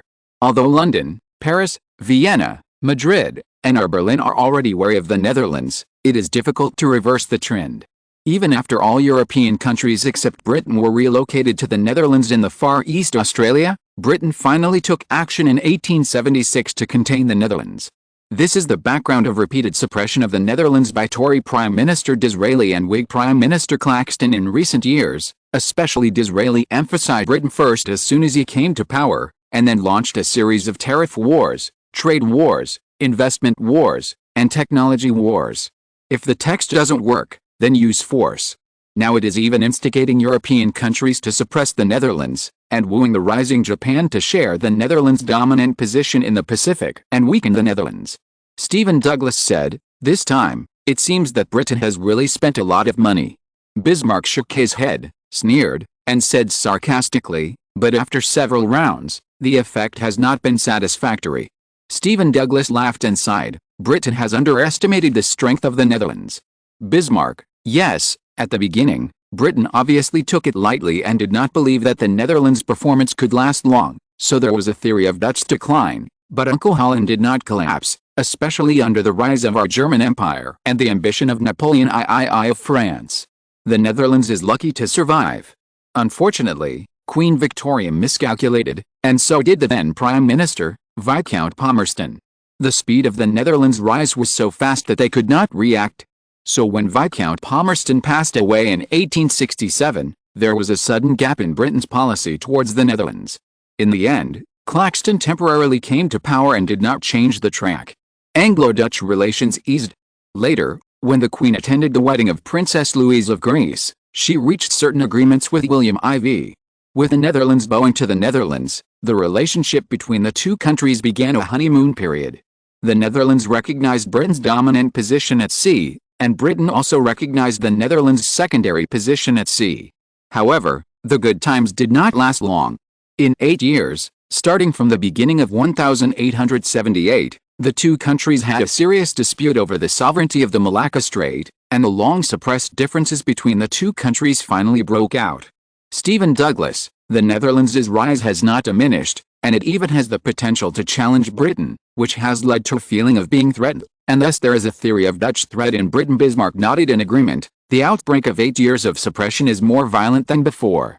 The British wisely chose to break out in the Far East, and also dragged the French Empire to strangle the Kingdom of Siam, the Netherlands' ally, and to deal with the huge market of the Netherlands, Qing China, trying to encircle the Netherlands' foreign trade shipment market and suppress the industrial development of the Netherlands. Therefore, Britain and France also tried to invade Qing China in the south. In addition, Britain helped Japan to rise. This is a strategy of killing with a borrow knife. If you want to defeat the enemy, let the enemy mess up internally, and if that doesn't work, let them make chaos around them first. London is now building momentum for this purpose. The Netherlands has a bad prospect. What do you think, Mr. President? Stephen Douglas answered the question irrelevantly. The current white population in the Netherlands is more than 22 million, and the Far East indigenous people and black people are about 8 million. This makes up the Far East population of the Netherlands, which has a population of 30 million. This is almost equal to the market of the United States. This is not counting the per capita income, which is far higher than that of the United States. Now the per capita income of these indigenous people and black people is not inferior to the annual per capita income of white people in Spain, reaching £50. The total GDP of the United Kingdom alone cannot compare to theirs. The German Empire and America are not as rich as them. Add to that the 25 million blacks in Africa and the 7 million Far Eastern natives who migrated there. The 32 million population market and manpower are enough to greatly promote the Dutch economy. The Qing dynasty with a population of 300 million and the guerrilla population of 11 million, plus the Kingdom of Siam with a population of 8 million and the South American allies with a population of nearly 18 million, the Dutch market makes Britain very wary. Stephen Douglas said, I don't think the Netherlands is in a worse economic situation than the United Kingdom at present, and the political situation is the same. The Dutch allies are firm. Don't forget that Spain has always been a quasi-ally of the Netherlands. Sweden and Denmark, two medium-sized powers, together are a huge boost to the Netherlands. Moreover, Greece in the center of the eastern Mediterranean is currently ruled by William II, who is the former king of the Netherlands and the father of His Majesty William IV. No one in Greece would think that they would stand against the Netherlands and become an ally of the Netherlands. On the contrary, Britain, whose overseas territories Canada and India have experienced indigenous riots from time to time, has caused headaches for the London government. Its staunch ally Belgium is too weak, and Portugal is ambitious, trying to use Brazil to revive as a great power. Prime Minister, I think Britain has more difficulties than the Netherlands. Don't forget that Britain's goal is Europe, and now the Netherlands' goal is the Far East. For the major European countries, it seems that the Netherlands, with a land of only 40,000 square kilometers, is a weak country in Europe and poses no threat to the countries. However, Britain is right next to the countries, and Britain is isolated 200 kilometers overseas, which poses a thorny threat to the countries. Napoleon I of France was destroyed by Britain's maritime hegemony, and Britain is the best user of Europe's balancing act. Therefore, I don't think you will think that Britain is a good force for Europe. On the contrary, Britain is in a more worrying situation under the vigilance of various countries. Bismarck and Stephen Douglas looked at each other, and then they laughed. The two of them represent the German Empire and the United States of America. Currently, their economies are among the top 5. In particular, the German Empire has surpassed France and firmly occupied the top 3. It can be said to be one of the representatives of emerging powers. Stephen Douglas, the Netherlands, an emerging power, is at the forefront. Our two countries have taken advantage of this opportunity to make a fortune. Bismarck said humorously with a deadpan expression, it can't be helped. The German Empire is not the first emerging power that Britain fears the most. Chapter 787 Western Isolation. 1880, in the Kingdom of the Netherlands, in the Australian continent, in Melbourne, the Privy Council meeting continued. The report of the Ministry of Finance by the Chief Minister of Finance and Deputy Prime Minister Jules Darnton made all the members of the Privy Council look hopeful. It is true that Britain has been attacking the Netherlands too fiercely recently, winning over France, raising Japan, and taking advantage of Germany's ambitions to implement a policy of appeasement, which naturally puts unprecedented pressure on us. In terms of trade, in the European trade market, the Netherlands has encountered obstacles from various countries, so at present, although the Netherlands' trade situation is not difficult to move forward, it is at least in danger. Britain's concerns about the Netherlands made everyone realize that Britain would seriously suppress the Netherlands, so the Netherlands must make a comprehensive response. Otherwise, there will be a situation that no one in the Netherlands wants to see. Interior Minister David Blank is from the Christian Party. As one of the core figures of the Christian Party, the largest party in the Dutch ruling coalition, he would not let Anne Danjul take all the credit at this time, so he said, the two statements made by the Deputy Prime Minister are both true. The competition between the two major blocs at this stage will be an unstable transitional state. In the long run, movable production factors such as capital and talent will eventually move between the two major blocs, so that the world will once again return to a new direction. David Blank showed William Ivey a look of obedience and confidently judged, all of these actions are Britain's reversal of their original advantage to promote global trade. The purpose is to deal with the Netherlands, even at the expense of Britain itself and its allies' interests. William Ivey sighed at this time, economics as a social science cannot be realized.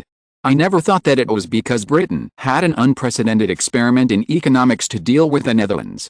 This experiment, which uses the entire east-west trade of the earth as a laboratory, will have what the final result will be. Of course, time must be left to give the answer, but I don't mind just making some inferences and judgments in this regard. At this time, I suddenly realized a truth. It turns out that Britain has long relied on the advantages of the first and strongest industrialization to benefit from global trade liberalization. Now, with the loss of its core manufacturing and heavy industry strength, Britain not only cannot take advantage but becomes a loser.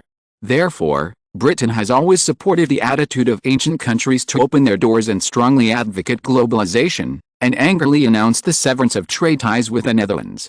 Industry Minister Joseph Lunke asked, Your Majesty, how should the Netherlands deal with them at this time? William Ivey looked around at everyone and said, on the other hand, the Netherlands is facing some encouragement in the Western European camp to oppose global trade. However, we need to continue to promote global trade with the Netherlands as the center, and actively promote the Allied trade supply chain to Asia, South America, and even the United States and our European allies.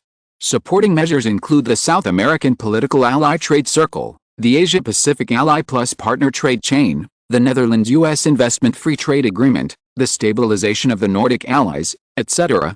As long as we can stabilize these allies, an unprecedented situation that is beneficial to the Netherlands is taking shape.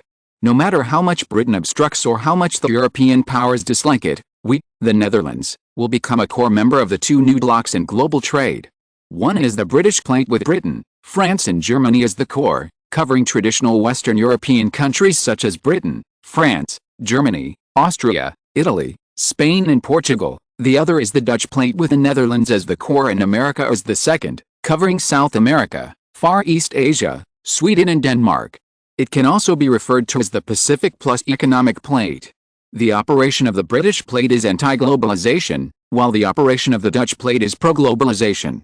In other words, since the beginning of this century, globalized trade has entered a great era. After entering the 80s, a globalization situation has been formed, with the Dutch plate centered on the development of the Netherlands in the Far East versus the plate dominated by the three major forces of Britain, Germany and France. German Empire, Berlin.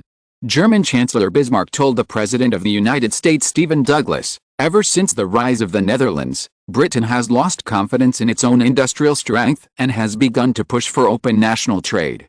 This is Britain's intention to withdraw from the trade group. It is also the reason why Britain was unwilling to agree to the Netherlands' suggestion to establish a European and even global trade system based on the International Court of Justice in The Hague, and no longer mentioned joining the Netherlands or other countries to establish similar organizations. Bismarck mocked, but not long after, he found that Britain was unwilling, But the Netherlands did not retreat, and continued to draw nutrients from global trade on this issue. He finally decided to use his trump card and started from politics, trying to completely cut off the technological industrial chain and market between the Dutch and Western powers. For example, he provoked dissatisfaction within the countries with the Netherlands' seizure of market share, banned the sale of Dutch high-tech products, and imposed sanctions on Dutch high-tech companies, making these countries dissatisfied with the Netherlands. He also lured high-tech companies in Germany, France, Austria and the United States, making them list their Dutch counterparts as vigilant opponents. Finally, he tried to take advantage of the situation and let Britain replace the Netherlands' market position, and even wanted to move talents from various countries to Britain. Stephen Douglas, in 1776, the American Federation gained independence from the British Empire. It has a history of 105 years so far, and the United States has risen in an all-round way. Its economic scale is second only to the Netherlands, Britain, and the German Empire. Its political status is the most powerful country in the Americas. The fifth largest naval power in the world, second only to Britain, the Netherlands, France, and Germany.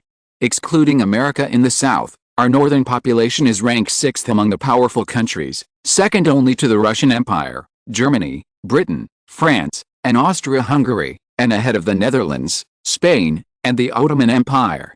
If the 16 million people in the south are added, this is second only to the Russian Empire and almost on par with the German Empire. Stephen Douglas said one by one, but Bismarck did not refute. Stephen Douglas' words have clearly shown that the President of the United States is already ambitious for the position of the top five powers. It seems that he has challenged Austria-Hungary and the Russian Empire, and even seems to no longer regard Spain as an opponent. Bismarck thought to himself, interesting. Perhaps in the future, this will be a good breakthrough to deal with America and Spain. Chapter 788, Japan-U.S. Treaty of Amity and Commerce. 1880, the U.S. State Department issued a statement in Washington local time saying that Secretary of State Thomas A. Hendricks would visit Melbourne, the Netherlands and Tokyo, Japan from June 5 to June 20. The statement said that Thomas would arrive in Melbourne for a visit from June 3 to June 5, meet with Dutch Prime Minister Linden, Foreign Minister Joseph Beit and other senior officials in Melbourne, and also pay a visit to His Majesty King William IV of the Netherlands and convey the greetings of U.S. President Stephen Douglas to His Majesty King William IV. It is reported that he will reiterate that the United States is willing to continue to cooperate with the Netherlands as an ally of the Netherlands to jointly maintain peace and stability in the Pacific region. The statement also said that Secretary Thomas will go to Tokyo from June 18 to June 20, where he will meet with Japanese Prime Minister Seigo Takamori, Emperor Meiji of Japan, the Foreign Minister and other senior officials. It is reported that he will emphasize the close relationship between the United States and Japan, and that Japan is an important trading market and security partner of the United States in the Pacific. He reiterated that the United States continues to believe that the Japan-U.S. relationship is based on the Japan-U.S. Treaty of Amity, and the will to develop relations between the two countries will not be blocked by any diplomatic relations. The Japan-U.S. Treaty of Amity was signed on March 31, 1854, March 3, 1854, and was a peace treaty between the Edo shogunate and the United States. In Japan, it is usually called the Japan-U.S. Treaty of Amity. The signing representative at the time, the plenipotentiary representative on the Japanese side was Lin Fuzihei, and the representative of the United States was Matthew Perry, commander of the East India Fleet. The treaty mainly stipulates that Japan must give up the two ports of Shimoda and Hakodate to trade with the United States, and guarantee the safety of American soldiers who died. At the same time, the treaty also agreed that the United States could set up a consulate in Shimoda, and stipulated that the United States would enjoy the most favored nation clause in Japan. The treaty was later absorbed by the Japan-U.S. Treaty of Amity and Commerce signed in 1858. The reason why the United States attaches importance to this treaty is that the United States needs a large amount of dyes for whaling activities in the Pacific Ocean, and therefore needs to replenish dyes in Japan, but the fuel cost has been increased. Of course, the biggest purpose of the United States is the supply of food and fresh water. In particular, there was no way to refrigerate or vacuum store cereals and other foods. In order to prevent beriberi and scurvy, and to provide the crew with food that was fresh and sufficient, fresh vegetables and meat supplies were very important. The United States had this purpose at the time. Of course, the United Kingdom, the Netherlands, France and other countries at the time also had this purpose. Following the United States, they established similar treaties with Japan. Now, the Secretary of State in charge of foreign affairs of the United States is loudly promoting this treaty between Japan and the United States, which immediately made many people look strange. Obviously, the alliance between the Netherlands and the United States of America is in trouble. The statement from the U.S. State Department also said that he would emphasize in Tokyo that the United States and Japan have established diplomatic relations for 16 years since 1854, and that the United States has been committed to maintaining a safe and peaceful relationship with this East Asian country. He would reiterate the United States' support for Japan when it faces threats from other regional countries, and that the United States would guarantee to maintain the freedom of trade in Japan's huge market and ports, just like other countries. In addition, Thomas also reiterated that the Stephen Douglas government supports the negotiation of the conflict between Japan and the Netherlands in the Pacific, bringing prosperity, freedom and stability to the Western Pacific. The U.S. State Department reiterated that in Melbourne, Thomas will meet with Prime Minister Lyndon, at which time he will once again emphasize that the Stephen Douglas government supports the negotiation of the Korean Peninsula issue in Northeast Asia. He also hopes to promote economic development in the region and build friendly relations between the United States and the countries in the region through dialogue. The tension between Qing and Japan on the Korean Peninsula was aggravated by the fact that Japan was supported by Britain and France, and Qing was supported by the Netherlands. Japan frequently recruited pro-Japanese people in Korea to oppose the guerrilla government and oppressed it at the diplomatic and military levels. Guerrilla asked for help from the Qing dynasty. Whether for the sake of face or to reduce its own vassal states, the Qing dynasty did not dare to step back. Therefore, even though it knew that Britain and France were conniving behind the scenes, it could only bite the bullet. However, Li Hongzhang was not a pushover, so in the end he pulled the Netherlands, who wanted to be the Pacific hegemon in the Far East, into the game, forming the current situation. The intervention of various countries was like a stone suddenly falling into a calm lake, and the water surface raised waves. Moreover, as more and more countries joined, the scope became wider and wider, and the wave seemed to be getting bigger and bigger. At this time, the entry of the United States obviously swept the east coast of the Pacific. There were even rumors that the Tsarist Russian Empire in the northwest of the Pacific was forming a new Far East fleet and expanding the coastal ports of Darajanport and North Kalimantan province in the East Indies purchased from the Netherlands. Many people speculated that the Tsarist Russian Empire was preparing to expand its influence in the Far East. With the actions of the Russian Empire, the Ministry of Foreign Affairs of Spain, a maritime power, announced in Madrid that it would increase its presence in the Spanish colony of the Philippines, and would expand the defense strength of Luzon Island in the north of the Philippines and Mindanao Island in the south. At the same time, Spain would continue to migrate Spaniards to live in the Philippines. Based on the current 2 million Spanish in the Philippines, it is planned to continue to migrate at least 3 million Spaniards from the 23 million in Spain to the Philippines in the next 10 years, with a goal of Spaniards occupying no less than 50% of the total population. Obviously, Spain was stimulated by the Netherlands, or inspired by the success of the Dutch migration, and was willing to develop another world for Spain in the Far East.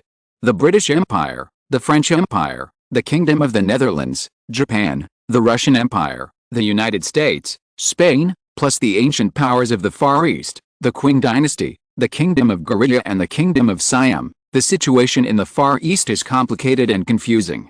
Melbourne, Netherlands. Stephen Douglas is playing a grey area, said Education Minister Murray Philip, somewhat unhappily.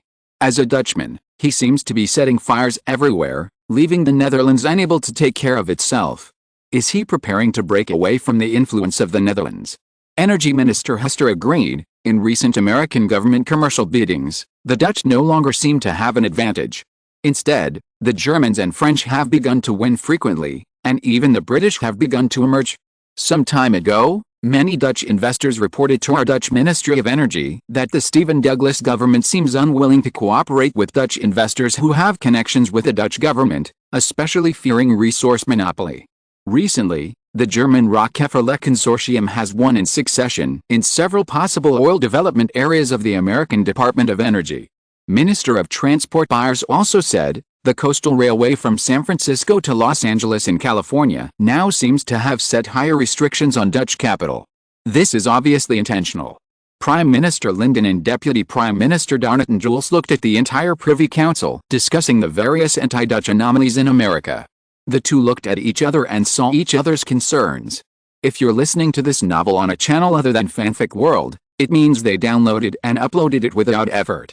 We cordially invite you to visit our channel, Mundo Fanfic Novelists. There you'll find the original version of this story, and you can explore many other novels of various genres. We're waiting for you to immerse yourself in a world of incredible novels. Chapter 789, The World as a Chessboard. Kingdom of the Netherlands, Melbourne, Royal Palace of the Netherlands. A family meeting of royal family members is being held at the Royal Palace. His Majesty William IV, the 40-year-old King of the Netherlands, Grand Duke of Luxembourg, sits at the head of the table. Sitting next to him are the Princesses of Schleswig-Holstein-Sonderburg-Luxembourg, the Princess of Denmark, the Grand Duchess of Luxembourg, and Her Majesty Queen Alexandra of the Netherlands, who was born in 1844 and is now 36 years old. There are 4 sets of chairs in front of them. The first one on the right is the eldest son of William IV and Queen Alexandra, Prince of Orange, Duke of Nassau, Grand Duke of Australia, and Crown Prince Albert of the Kingdom of the Netherlands, who is 15 years old. His next is the third child of William IV and Queen Alexandra, the Duke of Congo, the second son of the twins born in 1870, Prince Jacques. Opposite Crown Prince Albert, sitting is the eldest daughter of William IV and Queen Alexandra of the Dutch royal family, Grand Duchess of Fuquoc, Princess Anna, who was born in 1867. Sitting below her was the fourth child of twins born in 1870, the second daughter of William IV and Queen Alexandra, Grand Duchess Princess Mary of Kenya, 15 and 13 years old. The twins are 10 years old. These are the ages of the new members of the Dutch royal family. At the end of 1875, my father visited London for the last time and presented Queen Victoria of the United Kingdom with a go board with 361 pieces made of Dutch agate. Why did you unexpectedly send go to the 56-year-old Queen Victoria of the United Kingdom? What is the meaning of this? The words of Albert, the Prince of Langeau, the Duke of Nassau, and the Grand Duke of Australia, made Queen Alexandra look thoughtful, not to mention the other princes and princesses. William IV was also slightly stunned by this question, but he was very satisfied in his heart. Sosie explained earnestly, against a backdrop of the fierce competition between Britain and the Netherlands behind the scenes, the presentation of state gifts can convey the final relevant information in a silent way, and can make very abstract diplomatic strategies concrete. It is also meaningful to use the mysteries hidden in the open and secret struggles between Britain and the Netherlands to hide and go. Albert nodded and said, I have also been studying Go recently, but it is profound and can be used in diplomacy, which is unpredictable. She continued, Herman van Perron, a world-renowned current affairs commentator and president of the University of Sydney, which ranks second in the global university rankings, once made relevant remarks at a global political seminar in Sydney. We, the Netherlands, may play a greater geopolitical role not only in the Americas, Africa, and the Far East, but also in the entire North America and Eurasia. In the Far East of Eurasia, the Netherlands may become increasingly important. Unless Britain and the Netherlands can successfully reach a consensus on geopolitics, Britain will lose its political foothold in Eurasia. Without the symbiotic concept in Go, that is, the strategic coordination relationship between Britain and the Netherlands, as the eastern pillar of Britain's participation in Far Eastern affairs, Britain would not have an Eurasian continental geopolitical strategy. Without the Eurasian continental geopolitical strategy, Britain would not have an Eurasian continental geopolitical strategy. No matter what the situation in Europe is like, no matter what changes occur in the Far East Pacific, maintaining peace between Britain and the Netherlands is the only source of the most world-changing chain reaction in the world. Father, are you using the chess theory of Go to apply it to the world hegemony war between the Netherlands and Britain? World hegemony? Go? The other princesses Anna, Prince Jacques, and Princess Mary looked at their eldest brother Prince Albert in shock, and then looked at William IV, but the latter did not object. Several people understood that their brother had guessed right at this time. Queen Alexandra was secretly delighted. Albert had grown to this point. Sure enough, he looked like his father, and even his political talent was so enchanting. William IV nodded secretly, looking at the little guy who was only half a year away from turning 16, and felt that his son had grown up. So, he said in detail with joy, it is Go that has a great influence in the Far East. This way of playing chess has a great sense of the overall situation. The world is a big chessboard, and geopolitical strategy is the big chess game. On this vast chessboard, there are countless chess players of varying strengths competing. The most important chess players are in the western part of this chessboard. Europe is mainly Britain, France, and Germany, the Russian Empire in the north-central part of the Eurasian continent, the Qing dynasty in the east, and Japan together, the Netherlands in the south, and North America, which is half of the United States. As William IV counted them one by one, a magnificent world map suddenly jumped out in front of several people, and the images of chess players holding go pieces and preparing to play chess jumped into their minds. They were shocked and looked at William IV with admiration. Because they knew that the chess player of the Netherlands was their father who looked calm in front of them, William IV, who made the Netherlands transform from a medium-sized European country to a world power in just 20 years, and transformed from a chess piece of a world power to a chess player on the world chessboard, and he was still one of the most important and powerful chess players. Seeing the admiring eyes of several children and wives, William IV smiled slightly and said conceitedly, as an offshore Oceania giant island country, the Netherlands holds the British India in the west, controls Chile, Peru, Colombia, Ecuador and Alaska Peninsula in South America in the east, and controls the Pacific Islands in the south and middle. It almost controls half of the Pacific headquarters, north and south, leaving only the eastern and western Pacific. It also has a close alliance with the Kingdom of Siam, and is an ally with Denmark and Sweden. Balancing the two ends of the Eurasian continent is the inevitable and only strategic choice for the Netherlands to maintain its global status. Princess Anna asked, "Father, it is precisely because Britain knows the potential of the Netherlands that it has been wary of us for a long time." William IV said, "Yes, it started before 1870, but I have always pushed this time back." Prince Jacques asked puzzledly, "Then why did you choose the end of 1875? William IV said, "Before and after 1875, the Tory party, the opposition party in the UK, has always promoted the Netherlands as a domestic political attack opponent, trying to use it to contain the Whig party, but the Whig party has been in power for a long time, so the Tory party has no chance. But during the period of 1875, the Tory party was in power. Disraeli came to power after being elected in 1875, and Queen Victoria seemed unwilling to suppress it. It seemed that she wanted to test us. So, that year, the Go game that I had prepared for a long time was finally given away." Prince Albert, "Does my father regret it?" William IV shook his head and smiled with great ambition. "To postpone it means that it will come sooner or later. It's hard to say whether you regret it or not. Besides," he looked at Albert and the others and said calmly, "Britain is not that powerful. Don't forget, using the next 5 years starting from 1870, the Netherlands had prepared the east wind.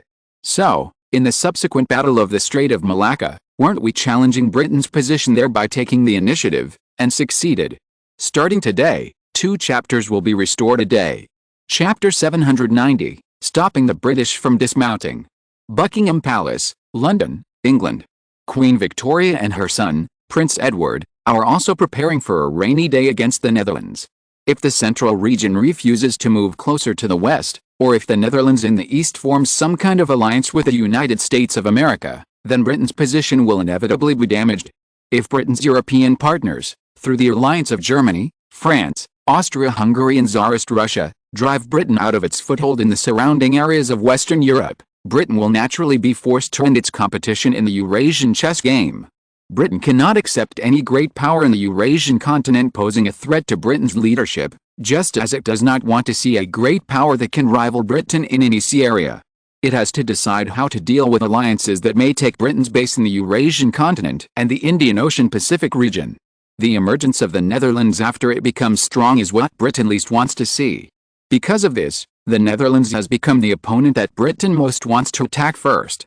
Queen Victoria glanced at her son King Edward and said, "When William IV gave me a set of Go, many people thought it was to help the new Dutch ally Qing dynasty promote culture, indicating that after 5 years of moving the capital to Melbourne, the Netherlands has completely integrated into the Far East, showing weakness to Britain and unwilling to challenge Britain's position in Europe.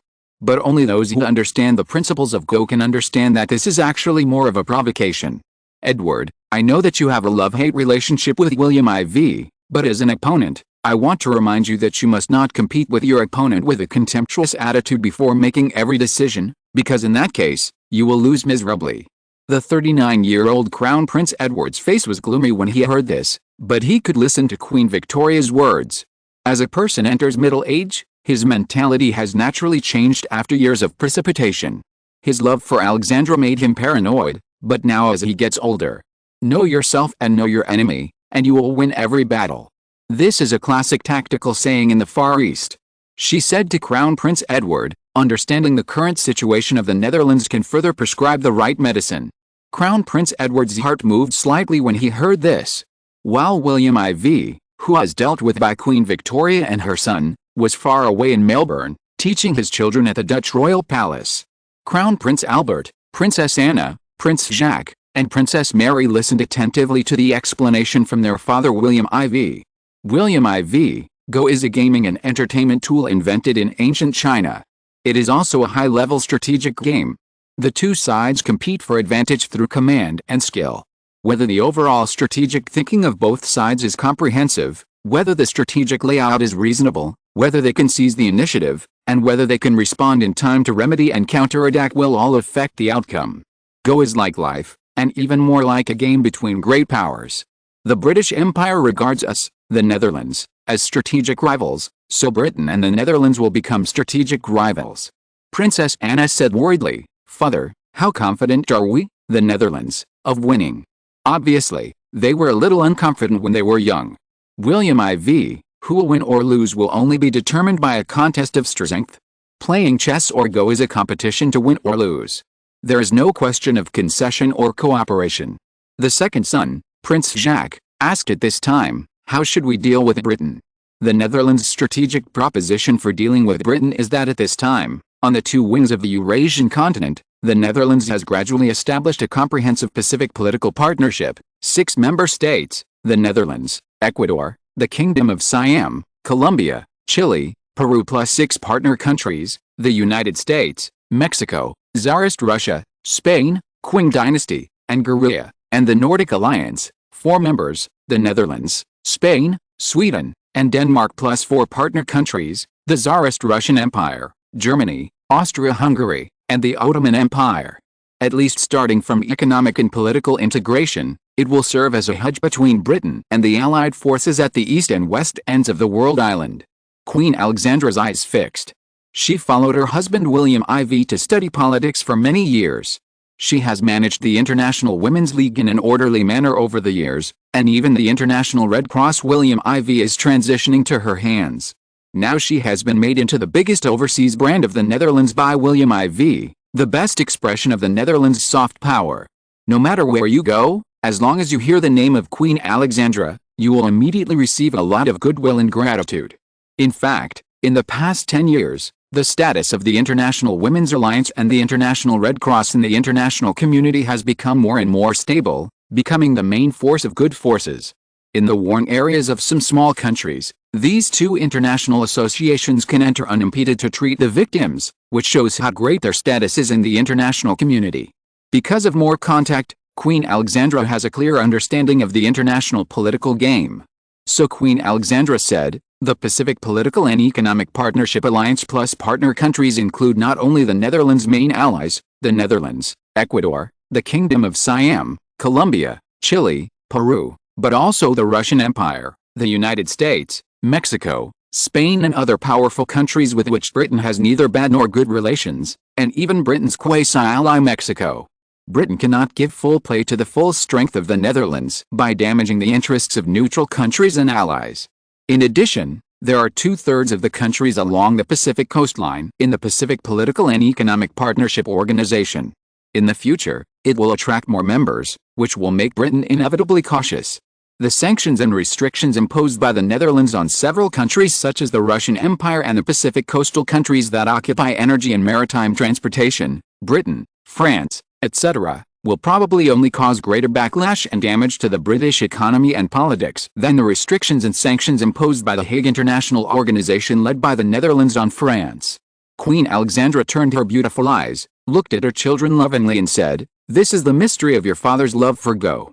This is also the essence of the game of Go, which does not pursue the gains and losses of a city or a place, but focuses on the cultivation of momentum. Princess Mary asked Queen Alexandra, "Mother, is Britain also playing Go politics?" Queen Alexandra shook her head and said, "No, as a powerful established country, Britain is powerful and numerous." Queen Victoria often likes to play chess, conquering cities and killing people, trying to eliminate her competitors. She then looked at her husband William IV with admiration and said, "And the Netherlands, led by your father, is a rising power. They can only play cautiously and play the game of Go. It's best not to talk about life and death. They strive to expand their power by making a substitution, compromise with each other in the struggle, and use the concept of post-empire to allow both sides to coexist. The vast and fertile Eurasian continent and the Pacific coast serve as chessboards, providing a stage for chess players to compete.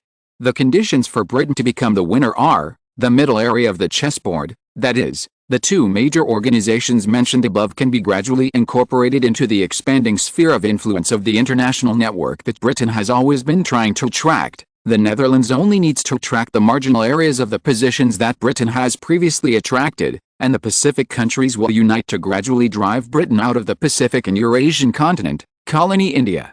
Only then will the Netherlands truly defeat Britain. As long as Britain is driven out of these two places, it will be difficult for Britain to maintain its position as the world's largest power. Chapter 1, there will be another chapter at 11 p.m. Chapter 791, Anger between the American parties. 1880, when Thomas, the Secretary of State of the Federal Republic of the United States, left Melbourne, the Netherlands, and was sailing to Tokyo, a delegation from the Netherlands also departed from Melbourne. The delegation was led by Zimmerman, deputy leader of the Christian Party, the director of the National Defense Committee of the Netherlands Parliament, and Voits, the deputy leader of the Socialist Party. They will visit Mexico City, the capital of Mexico, from June 21 to June 29. The delegation members include Art, Christian Party, the director of the National Democracy Committee of the Netherlands Parliament, and Rezit, the foreign affairs spokesperson of the Socialist Party group. The director of the National Defense Committee and the director of the National Democracy Committee are both visiting Mexico for the first time, which is highly symbolic.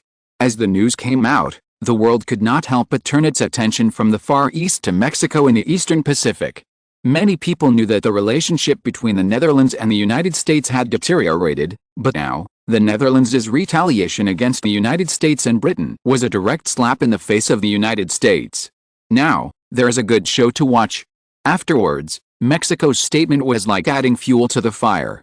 On June 18, 1880, the Mexican Ministry of Foreign Affairs pointed out that the members of the upcoming delegation are looking forward to gaining a deeper understanding of Mexico's development and security through field visits, and to strengthening exchanges and cooperation on relevant issues between the two sides, and to enhancing the shared values and friendly partnership between Mexico and the Netherlands.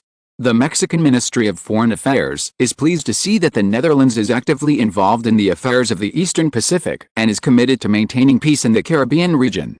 It also hopes to work with like-minded partners, such as the Netherlands, to jointly enhance the security and economic peace, stability and prosperity of the Caribbean and the Eastern Pacific region. The Mexican Ministry of Foreign Affairs said, "This is the first Dutch parliamentary delegation since 1880, and the third Dutch parliamentary delegation to visit Mexico in 10 months after the visit of the Dutch Parliamentary Friendship Mexico Group and the Democratic Council in August 1879. The Mexican Ministry of Foreign Affairs expressed its sincere greetings to this. The delegation will land in the southwestern coastal port city of Acapulco de Juarez on June 20 and begin to head north along the land route, and is expected to arrive in Mexico City on June 24.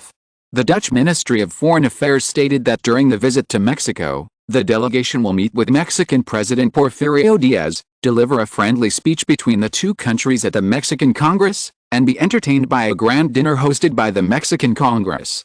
The delegation will also visit local teams and scholars that are good to the Netherlands, and attend a party for companies established by Dutch capital in the local area.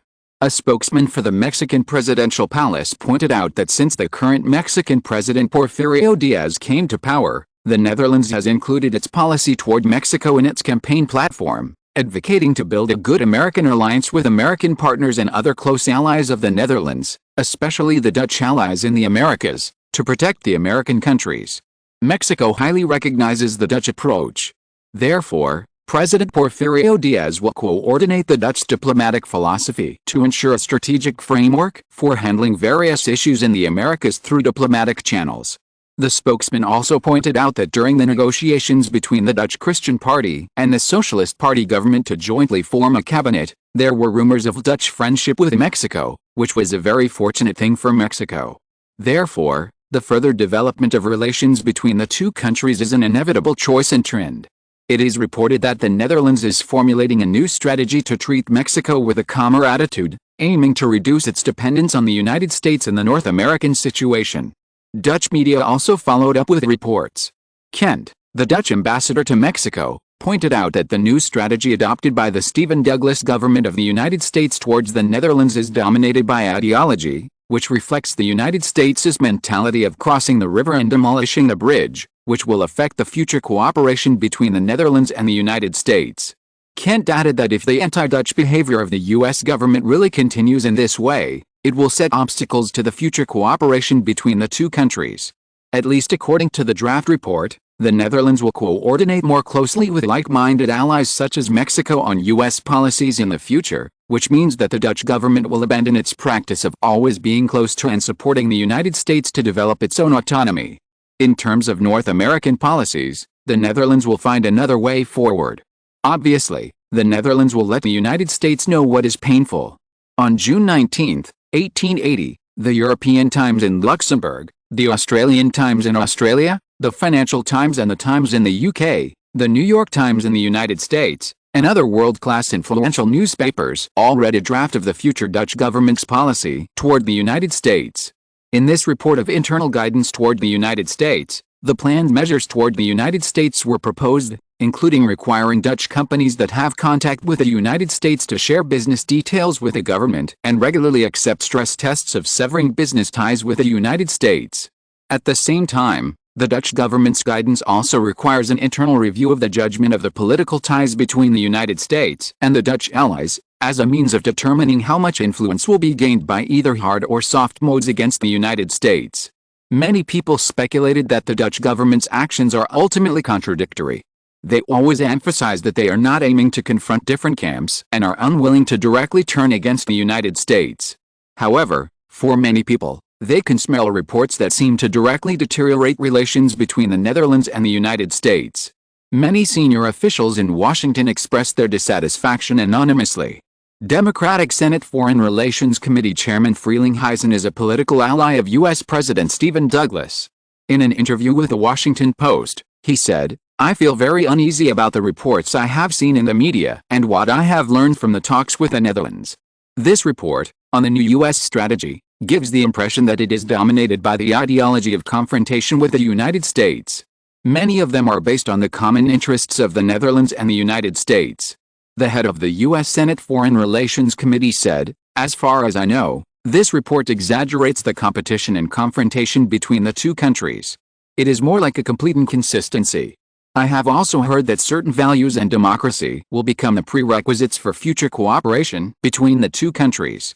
It is said that the Netherlands will set up an American Human Rights Commission in Sydney to monitor whether the personal rights of ethnic minorities and blacks in the United States are violated. Obviously, the Netherlands is ready to directly and rudely intervene in the internal affairs of the United States. However, one of the top Republicans, Senate Whip Habeck, said that the Netherlands' approach was a little gentler than America's intervention in the Western Pacific. "I know that America under Stevens' administration sometimes speaks more harshly, but this is not our overall approach.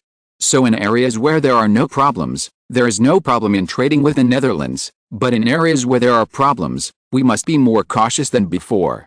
After all, the Netherlands is competing with Britain and France, two world powers, for hegemony, and is taking unfriendly actions against the markets that America developed early in the Pacific. "We also agree with the Democratic Party's self-protection approach." Habeck smiled and said, "Seriously, I'm not optimistic about the Netherlands choosing Mexico to fight against America." Chapter 792, Three Failures in South America. Britain tried to win over Brazil, but what it got was the cold shoulder from Brazilian Emperor Pedro I and Brazilian Prime Minister Fonseca. On June 25, 1880, British Prime Minister Clayton Granville, who was visiting South America, met with Brazilian Prime Minister Fonseca and Emperor Pedro II in São Paulo. At the press conference, Brazilian Prime Minister Fonseca did not unilaterally condemn the Netherlands' hegemony in Chile as Clayton hoped, but because both sides should be responsible for Chile's current predicament. The Brazilian Prime Minister also expressed the hope that Britain and the Netherlands would play a more relaxed role in the Pacific, and on behalf of the Brazilian Empire, he refused political support for Britain's presence in South America, and rejected the British Whig Prime Minister's suggestion that Brazil send military aid to Britain in the Far East Pacific.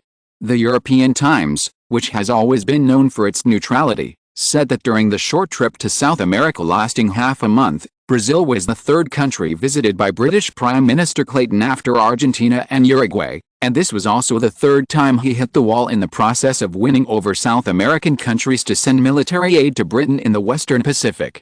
According to the Brazilian Ministry of Foreign Affairs, since June 12, local time, Claxton has embarked on a half-month-long trip to South America, visiting Argentina, Uruguay, and Brazil. On June 25, Claxton arrived at the last stop of his trip, Brazil, becoming the first Western leader to visit Brazil after Prime Minister Fonseca took office for his second term. At the joint press conference on the 25th, Fonseca stated on the Anglo-Dutch conflict, "I think the six-nation coalition force established by the Netherlands in South America has made a typical mistake that South American countries should reject external military forces on their own. On this point, we share the same view as U.S. President Stephen Douglas, so the Kingdom of the Netherlands has caused great doubts in Brazil." But he then changed his tone and said that he thought it was not just the Kingdom of the Netherlands that was wrong. "I still believe that as long as one side is willing to stop and develop its own power in South America, there will be no war between Britain and the Netherlands. I hope that both Britain and the Netherlands will not regard South America as their own backyard." He added that if they want to end the conflict, one side must want peace, but he has hardly heard of any willingness from either side to peacefully end the Anglo-Dutch dispute. This is the case in South America, and now it is also the case on the Korean Peninsula in the Western Pacific and the Southeast Asian Peninsula. So far, the word peacetime has rarely been used in Britain and the Netherlands. Don't ask me why I know this, after all, the world's telegraph is so developed. Fonseca also stressed that Brazil would not provide any opponent of the Netherlands with weapons and equipment, including warships, artillery shells and guns manufactured by Britain for Brazil, as requested by Britain. According to the Brazilian newspaper São Paulo Daily, the commander-in-chief of the three Brazilian armed forces told Prime Minister Fonseca and Emperor Pedro II that Britain hoped to buy back the weapons previously sold to Brazil at a 30% discount. His Majesty Emperor Pedro II considered asking London to guarantee that it would not send ammunition to areas at war with the Netherlands, but in the end, His Majesty the Emperor finally decided to reject the proposal, believing that Brazil was not worth angering the Dutch for this deal. In this news released on June 25, 1880, Brazilian Prime Minister Fonseca was reborn. Brazil will cooperate with other countries to help South America achieve peace, and jointly urge the Pacific and Atlantic to maintain peace, stability and prosperity. Brazil did not favor any party. He also mentioned that Brazil and the United States can both play an important role in the Anglo-Dutch dispute. He plans to visit Melbourne, the Netherlands in mid-August, when he will meet with Dutch Prime Minister Linden for detailed discussions and will pay a visit to His Majesty King William IV of the Netherlands. During this period, he will discuss with two of the highest-level Dutch people. The Financial Times of the United Kingdom stated that besides strengthening the bilateral relations between the United Kingdom and South America, Clayton's visit to South America also attempted to seek political and military support from South American countries for the United Kingdom in international affairs. Since the conflict between Britain and the Netherlands over the sovereignty of the Strait of Malacca last year, the conflict between the two countries has begun to expand comprehensively, seriously affecting the security of South America. Chile was divided into North and South, and finally the northern Chile supported by the Netherlands won. The Dutch garrison in Chile was successful, which led to the security of the region seeming to have undergone earth-shaking changes. The six-nation coalition formed by the Netherlands was deployed in Ecuador and central Chile. In addition to the patrols of the Dutch and the six-nation naval warships along the coast, the influence of the Netherlands spread from the west of South America across the middle to the Atlantic coastal countries such as Brazil and Argentina in the east. This has led to doubts from other South American countries that have not joined the organization about the intervention and sanctions of the Netherlands and other Western countries. This has caused considerable damage to the image of the Netherlands. However, during his half-month visit to 3 countries, Leytonstone was repeatedly rejected. Although Argentina more clearly condemned the Netherlands and Uruguay also expressed dissatisfaction with the Netherlands' stationing of troops in the Strait of Magellan and Tierra del Fuego, neither agreed to provide weapons to Britain in Southeast Asia and Korea. As early as June 12, before Clayton's visit to Sao Paulo, Argentina's Mitre, who has always been tough on the Netherlands, told Clayton that the Netherlands needs to understand the damage it has caused to the world, Argentina and Chile, but Argentina and Latin America are not just sending weapons to the Far East Pacific region or any other conflict area, or joining any party to oppose any party. We will not easily get involved in the competition among global powers and become puppets or weapons in their hands. On June 17, when asked about British Prime Minister Clayton's visit to Uruguay and asking Uruguay to choose sides between Britain and the Netherlands, Uruguayan President Francisco Antonio Vidal simply said that Uruguay has promised to stand with the Chilean people and help Chile with post-war reconstruction. As for the Far East conflict between Britain and the Netherlands, he said that Uruguay is only concerned about the situation in neighboring South America and will not comment on any political issues outside South America. In short, British Prime Minister Clayton's trip to South America did not meet the expectations of the British people. The statements made by Brazil, Argentina, and Uruguay angered the British Conservatives. Many people even asked the Clayton government to stop its political and military support for Argentina and not to continue to protect Argentina, but to let Argentina, a white-eyed wolf, face the ambitious Netherlands alone. However, such voices only occupied a minority of the British government and parliament, and were quickly suppressed by the Clayton government. On the contrary, Uruguay, a small country that was visited by chance, made Britain bear a grudge without hesitation. If it had not been for the protection of the German Empire, London would have even been ready to send a small fleet in the Atlantic to bombard half of the country's cities, but it held back because of concerns about Germany. Chapter 793 Dark Clouds over the Strait of Malacca. 1880, the European Times published an exclusive interview with Stephen Douglas, the President of the United States. President Stevens said that the threat of war in the Western Pacific was very great and would have a disastrous impact on the entire world, which no one wanted to see. In terms of trade with the Netherlands, President Stevens said that the United States was of course interested in trade with the Netherlands, but not in stupid trade with the Netherlands. He said that the Netherlands' strength in the Americas was growing, and its invasion capabilities were getting stronger and stronger, which was inconsistent with the Monroe Doctrine that the United States had always believed in and pursued, which excluded external forces from interfering in the Americas. Therefore, as the current President of the United States, all his practices were to maintain the self-reliance and peace of the United States and the Americas. He also said that in the Pacific, the Netherlands controlled many important routes, and all countries passing through these routes controlled by the Netherlands needed to report to the Netherlands, which made the United States and the world see the danger of over-reliance on a single trading partner and political partner. At present, the overall trade and political strategy of the United States towards the Netherlands is completely clear. The United States wants to protect its key technical facilities and world-class innovative technology to be able to develop independently as a system. Our country's politics needs to set goals independently, not be influenced by the Netherlands or interfered with by the United Kingdom. But at the same time, we also want to establish trade and political relations with the Netherlands. This is not to break off ties with the Netherlands and decouple the quasi-alliance relationship between the two countries. I have never thought about it. U.S. Vice President Andrews and Senate Speaker publicly stated in a speech to the U.S. Congress that if the Netherlands continues to consolidate and expand its control over the Pacific, especially the Dutch attack on America's important trade market and Pacific partner, it will be more serious than the Netherlands defeating Britain in Chile and then stationing troops in Chile, and it will be more disastrous to America's international influence. The Vice President said that the world has seen that conflicts in the region, such as the battle between the Netherlands and Britain for Chile, and now the situation around the Strait of Malacca and the Kingdom of Siam in Southeast Asia, are both advancing and retreating, and the great powers on the northern Korean peninsula gather at sea, which are enough to plunge the world into turmoil. But the Dutch entry into the war on the Korean peninsula, or the Dutch provoking a war with Britain and France over the Kingdom of Siam, would be more unpredictable and disastrous, so this must be avoided. And I hope Melbourne knows that the Pacific Ocean is right next to the Dutch East Indies and the Australian continent, and the Kingdom of Siam is only separated from the Dutch Sumatra by the Strait of Malacca. Because of this, the whole world is watching. According to the Australian Times, Marcus Andrew Smith, Speaker of the House of Lords, also known as the Senate, who is also the Lord Chancellor of the Kingdom of the Netherlands, responded to the earlier speculation of the Vice President and Senate President Andrews on the Netherlands that he was more conservative about the Netherlands on a Dutch radio program. He said, "I hope he is wrong, but I think he may be right. The Lord Chancellor can only be appointed by the Dutch King's confidant, so he represents the voice of William IV.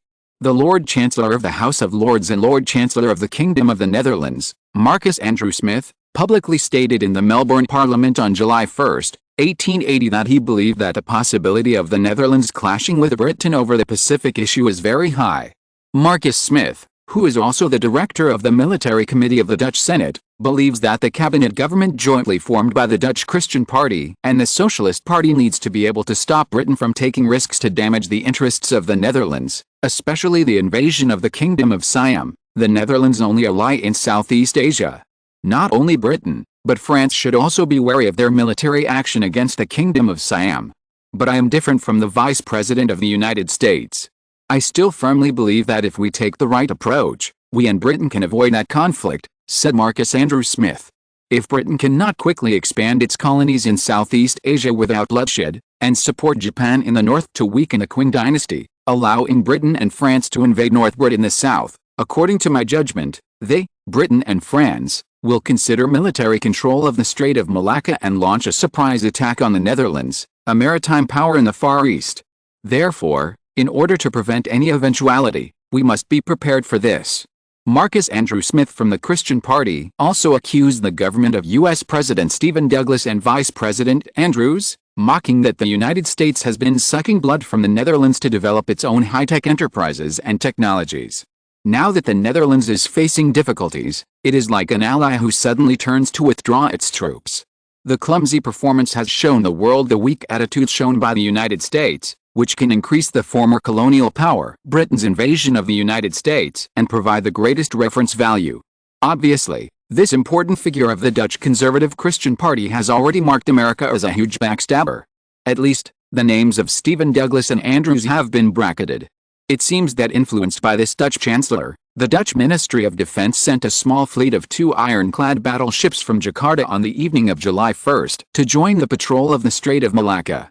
Obviously, the Dutch Ministry of Defense finally approved the idea of guarding against sudden British attacks. As a result, the sea surface of the Strait of Malacca is currently covered with dark clouds, and a threat of war is coming. On July 3, George Robinson, the first Marquess of Ripon, the British Governor-General in India, visited the most important British port in the Malay Peninsula in the north-central part of the Strait of Malacca, but he appeared there because he accompanied these 2 big men on a visit there that day.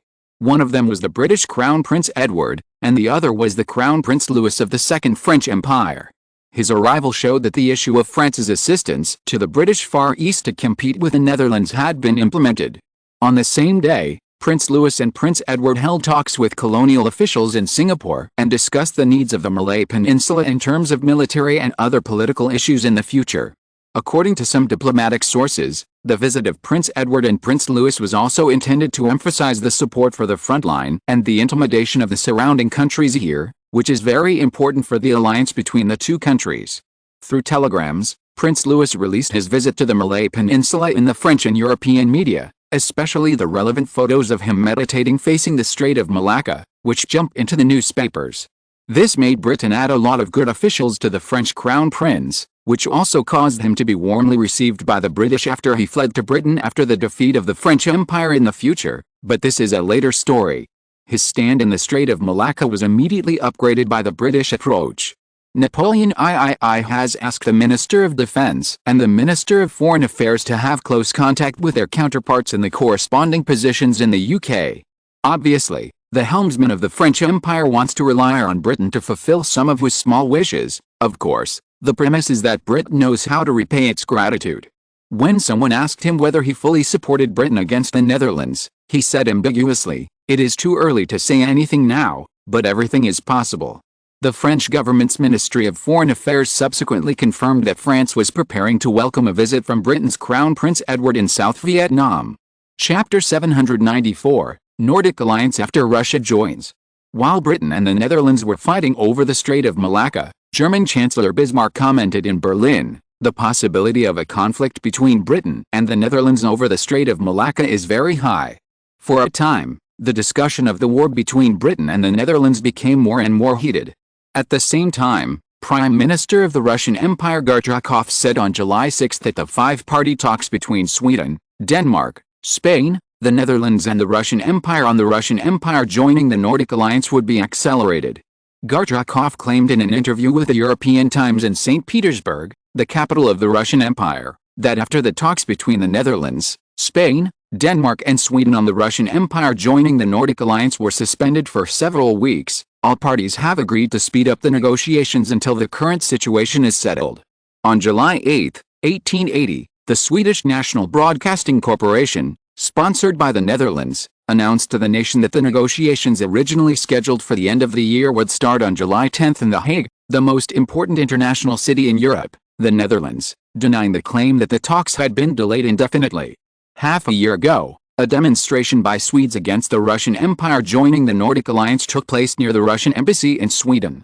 During the demonstration, the extreme right-wing figures who immigrated to Sweden publicly burned Eastern Orthodox scriptures, which caused dissatisfaction in the Russian Empire and even a series of Eastern Orthodox countries including Greece, the Kingdom of Bulgaria, Romania, Serbia, etc. Many countries reacted strongly to this. However, in the Catholic and Protestant countries in the South, it was praised. So half a year ago, the Russian Empire applied for joining the alliance many times, but it was messed up in the end. At present, when the struggle between Britain and the Netherlands is getting more and more intense, it was suddenly announced that the Russian Empire was forgiven and Sweden was not blocking the Russian Empire from joining the alliance, which surprised everyone. It is said that Bismarck, the Prime Minister of the German Empire, was furious about this, and people in London were also uneasy. The nobles and ministers of the Austro-Hungarian Empire in Vienna were also worried. Both the north and south of the divided France were worried about this. There is no way. The original main members of the Nordic Alliance were Sweden, Denmark, and the Netherlands, with the Netherlands being the dominant country. Surrounded by European powers, the three countries were actually quite strong, but they were only not weak, and they were not strong enough to threaten each other. With their combined strength, it was still a question whether they could compete with the German Empire except at sea. At sea, Britain was right in front of them, and the navy of the three countries was suppressed by Britain and France. In the east, there was the Russian Empire. It could be said that they were all surrounded in northern Europe, and it was difficult to escape from the cage. Therefore, all countries did not take it seriously. They always thought it was just a small fight under self-protection. It was not until 1870 that Queen Isabella II was recognized by William IV of the Netherlands, Christian IX of Denmark, and Karl XVI of Sweden when she was in Greece, and became a new member of the alliance. In 1870, Spain had a quasi-world-class navy, not a broken army that was beaten and fled by the United States in 1897. With a population of 23 million, the shortcomings of the small country population alliance were made up. Suddenly, the combined population of the four countries even exceeded that of the German Empire, and climbed to the second place among Western countries, only after Tsarist Russia. At this time, all countries were a little panicked. After all, 1 + 1 is greater than 2. What's more, the rise of the Netherlands and the alliance with Spain made France and Britain feel threatened. After all, these two big countries are Spain and the Netherlands on both sides. Britain is at the two ends of the sea, and France is at the two ends of the land. After Belgium was conquered by the Netherlands in the east, the Netherlands bordered the French land. The alliance between Spain and the Netherlands made the two countries, which were only separated by the English Channel, feel very uncomfortable because they were attacked from both sides.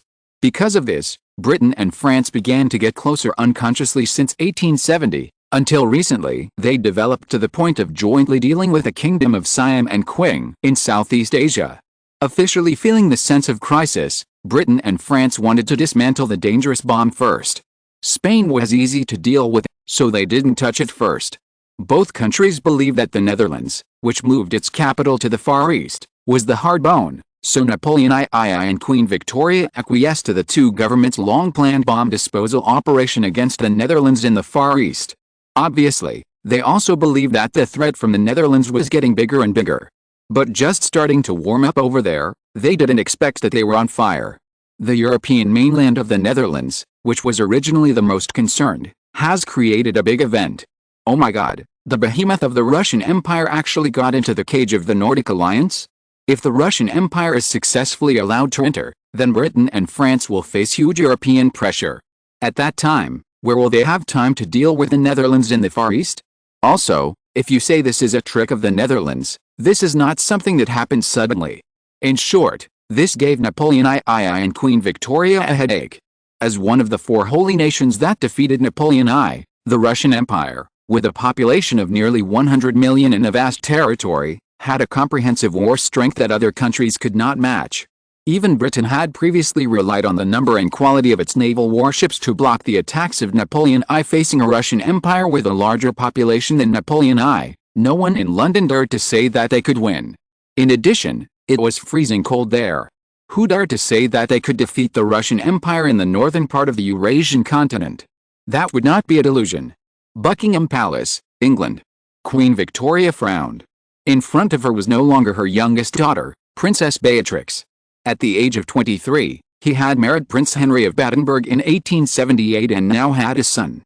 It was the second daughter, Princess Alice, who married John Campbell, the 9th Duke of Argyll, in 1867. In 1877, her husband, a Marquess, who was only 33 years old, became the Governor-General of Canada. He was the youngest Governor-General of Canada in the UK, but he resigned before the end of his term and returned to London in 1879. Princess Alice also returned to London with her husband. Because Queen Victoria's private secretary, Princess Beatrice, got married, Princess Alice returned to her mother's secretary position. Seeing Queen Victoria's distress, Princess Alice couldn't help but say, "Mother, according to the news from Sweden, Oscar II of Sweden does not agree with Karl XV. Oscar II still has feelings for France. After all, his wife is the daughter of the Eugene family, and Prince Eugene is the adopted son of Napoleon I. So, I think that Sweden's original vigilance against Tsarist Russia is our breakthrough. I think even if Sweden agrees to the Russian Empire's joining the alliance, it should not form a united alliance quickly." Queen Victoria shook her head. Under normal circumstances, this is how it should be understood, but our opponent now is William IV. That little guy has always been cunning, and we must be on guard. That handsome face appeared in Princess Alice's mind, and she immediately felt strange, but Queen Doria was distracted and did not see it. She sighed inwardly, "It's a pity that we are not destined to be together." Queen Victoria, the entry of Tsarist Russia seems to make unity even more impossible, but who knows what William IV's plan is, just like we thought that Sweden's obstruction would no longer allow Tsarist Russia to join, but accidents still happen, don't they? Knowing it is impossible, but doing it anyway, Princess Alice suddenly said, "Isn't his goal the power within the alliance, but something else?" The speaker did not mean it, but the listener understood it in his heart. Queen Victoria was shocked, and suddenly blurted out, "He is forcing the German Empire." Chapter 795 Provoking the Austro-Hungarian Empire? 1880, a delegation led by the head of the Dutch Parliament Defense Committee, Zimmermann, and the deputy leader of the Socialist Party, Voits, including the head of the Dutch Parliament National Committee, Art, and the foreign affairs spokesman of the Socialist Party, visited the southern Mexican city of Villahermosa at local time. The Yucatan Peninsula east of the city is currently occupied by the Austro-Hungarian Empire. The reason is naturally because Maximilian I, the younger brother of the Mexican Emperor Franz Joseph I, was shot, and Joseph Franz I angrily sent troops to occupy it. It has been more than 10 years since then, and all subsequent Mexican presidents have chosen to forget it, but in the hearts of Mexican citizens, they have never forgotten that place. No, as the Dutch delegation visited Villahermosa in Tabasco, it immediately gained the favor of all Mexicans. How to say, just like the Dutch speaker visited the city on the edge of Gibraltar in Spain, Spain immediately recognized the Netherlands' alliance status. The team led by Zimmermann, director of the Dutch Parliament's Defense Committee, visited here and publicly evaluated issues related to aiding Mexico. Zimmermann held talks with Mexican Foreign Minister Curtin on the same day to discuss Mexico's military and humanitarian needs in the coming months. According to Mexican diplomats, the second side of Zimmermann's team also intended to emphasize the Netherlands' support for Mexico's position, and believed that from the Gulf of Mexico to the Bay of Campeche, these are all of a concern to the Netherlands, emphasizing the importance of peace in the Caribbean region to Mexico and surrounding areas. Zimmermann even used familiar Spanish to speak in Mexico about the Netherlands' support for Mexico's economic development and its support for Mexico as a regional power.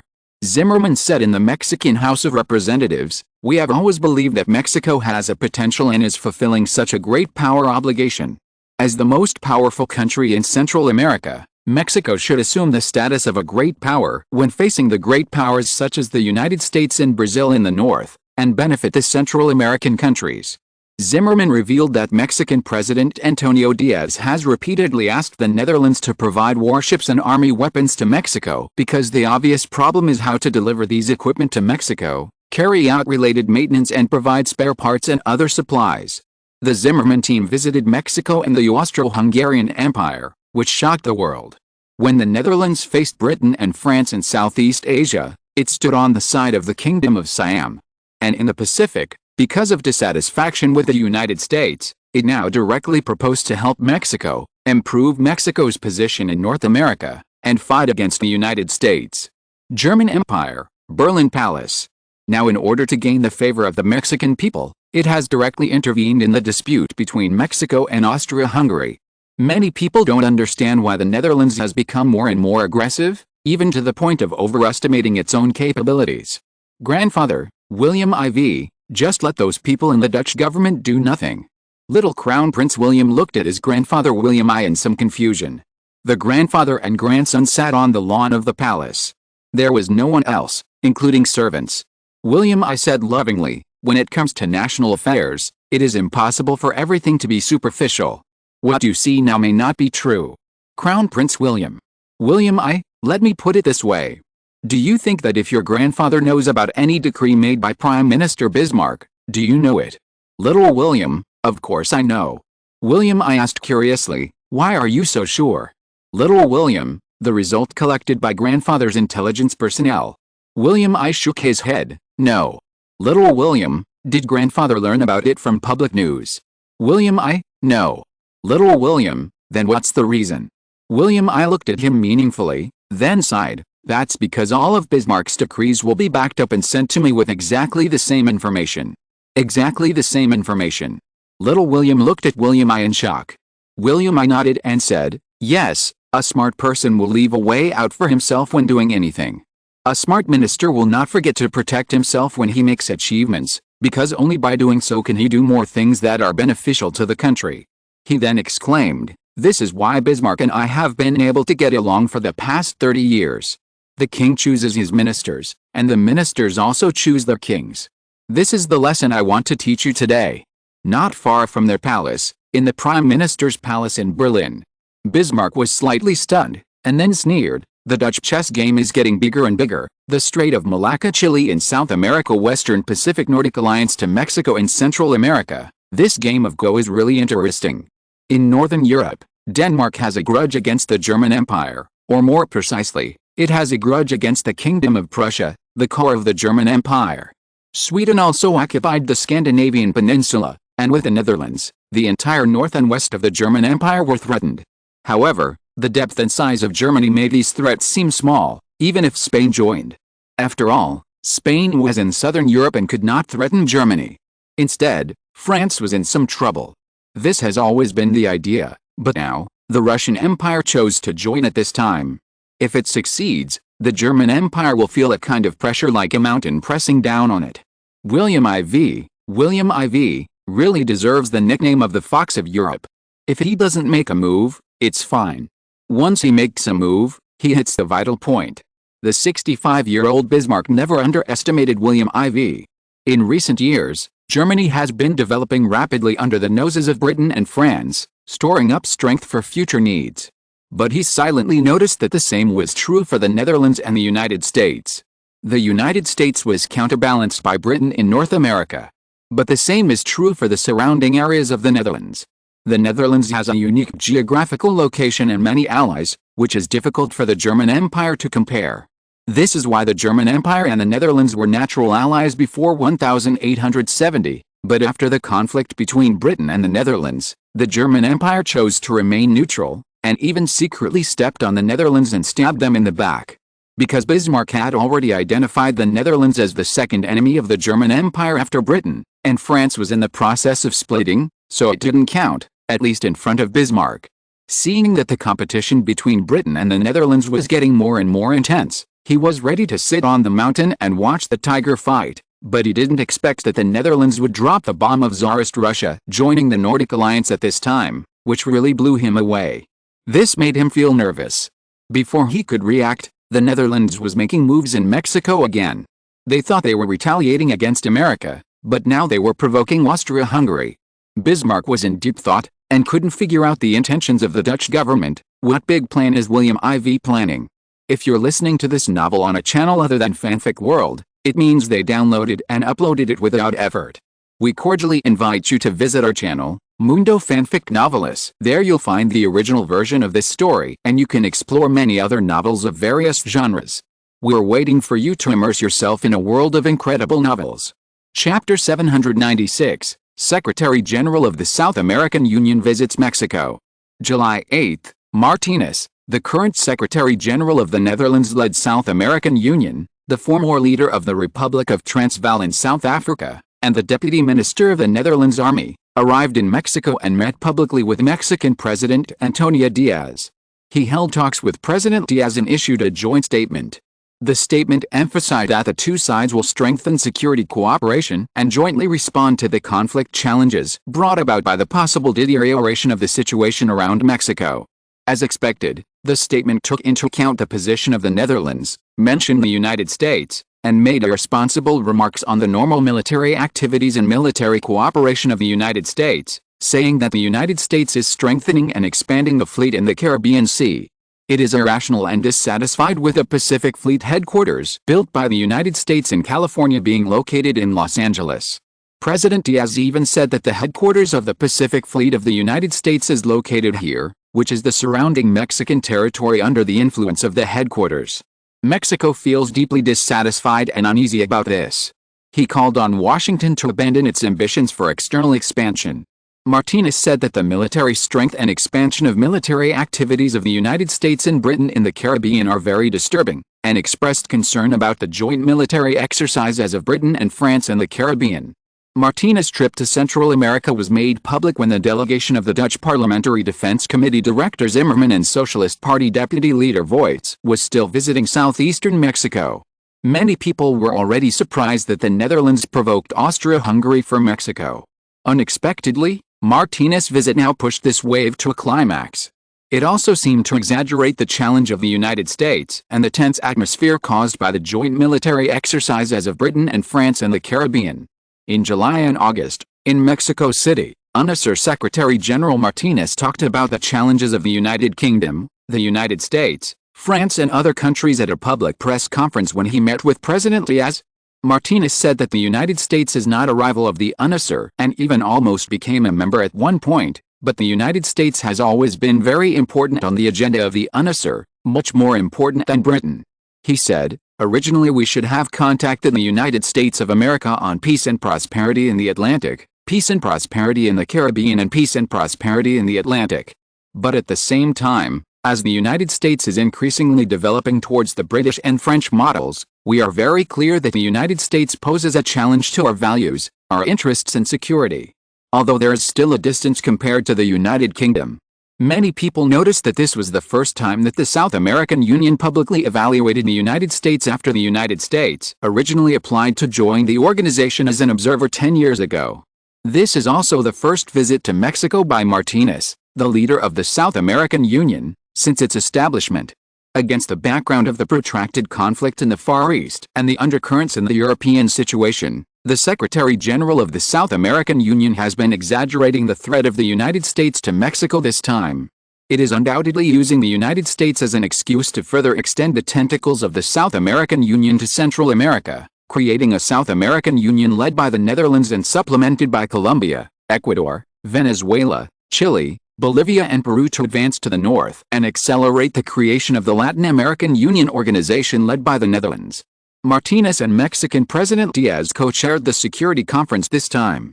Strengthening security cooperation was the focus of Martinez's trip to Mexico. In Mexico City, the capital of Mexico, the two sides said in a joint statement, "The world is in the most severe and complex security environment since Britain became the world's maritime hegemony after the first industrial revolution triggered by steam engines. It is at a turning point in history.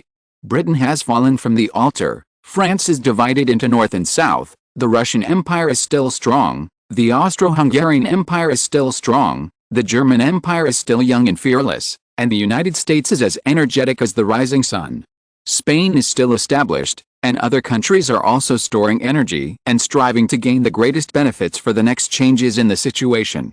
Therefore, the Netherlands and other members of the South American Union face the same concerns as Mexico. At this turning point, Mexico will stand on the same front with the South American Union." The statement pointed out that the South American Union will strengthen cooperation between Mexico and the South American Union in the sea, security, arms control, warships docking in ports of various countries and trade. "We welcome the UNASUR to deepen its involvement in the affairs of the Central American region." Mexican President Antonio Diaz said that he would explore regular participation in the meetings of the UNASUR Council, the decision-making body of the UNASUR. Earlier that day, Martinez also went to the Caribbean military port of Veracruz in Mexico to visit the most advanced warships imported by Mexico from Britain, France, the Netherlands and other countries, inspected the submarines sold by the Netherlands to Mexico, and thanked Mexico for its trust in Dutch arms dealers. Martinez even sat in the second-generation Dutch submarine, with a diving range of 200 nautical miles, to teach Mexican submarine soldiers how to operate.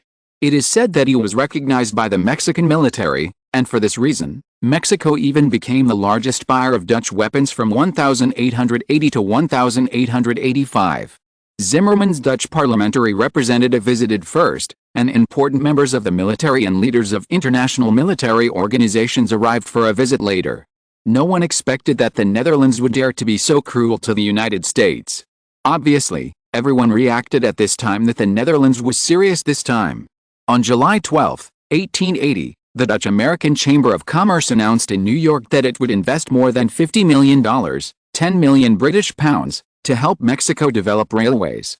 The Citibank Consortium will subscribe to $15 million, 3 million British pounds, of financial bonds issued by the Mexican government, and the Boston Consortium will invest $10 million, 2 million British pounds, to explore oil and mineral resources in the Gulf of Mexico. The first consortium in the United States, the Landy family, invested $20 million, 4 million British pounds, to develop ports along the Mexican coast. In addition, more than $5 million, 1 million British pounds, was invested by small and medium-sized enterprises and capital. This series of actions caught even the American government off guard. Even before the Stephen Douglas government took action, the Dutch-American Chamber of Commerce, the largest business alliance organization in the United States, announced on July 15 that it would establish a second Chamber of Commerce branch in Guadalajara, Mexico's second-largest city, after Melbourne, the Netherlands. "If necessary, we will hold some business meetings there." This was said by Randy Brandy, Secretary General of the American Business Organization of the Netherlands and former U.S. Secretary of State. Following the speech of this American business magnate, a storm was triggered throughout the United States. This storm blew the word that the Dutch were withdrawing their investment from the United States, which caused a great panic. You know, the Dutch factories and other suppliers support more than 5 million of the 20 million jobs in the United States, nearly a quarter of the 30 million people. Now that the Dutch have blown the horn, rumors about the Dutch leaving the United States for Mexico are everywhere. Suddenly, the Stephen government in Washington was under unprecedented pressure, and people even took to the streets everywhere to demand that Stephen, the instigator, step down. The Netherlands made people realize for the first time what it means to interfere in internal affairs, and also made the world feel for the first time how huge the influence of the Netherlands in the United States is. Chapter 797, Competing to Win Over the Central American Federation. 1880, after leaving Mexico, the Secretary General of the South American League, Martinez, went south to visit San Salvador, the capital of El Salvador, the headquarters of the Central American Federation, A powerful country in Central America, the Central American Federation was formed by El Salvador, Honduras, and Nicaragua after 1851, and before 1839, it was originally composed of 5 countries including Guatemala and Costa Rica. During his visit to El Salvador, Martinez spoke highly of the Central American Federation's American strategy and said that the South American Union would work hard to strengthen cooperation with the Central American Federation in the Caribbean and the Eastern Pacific.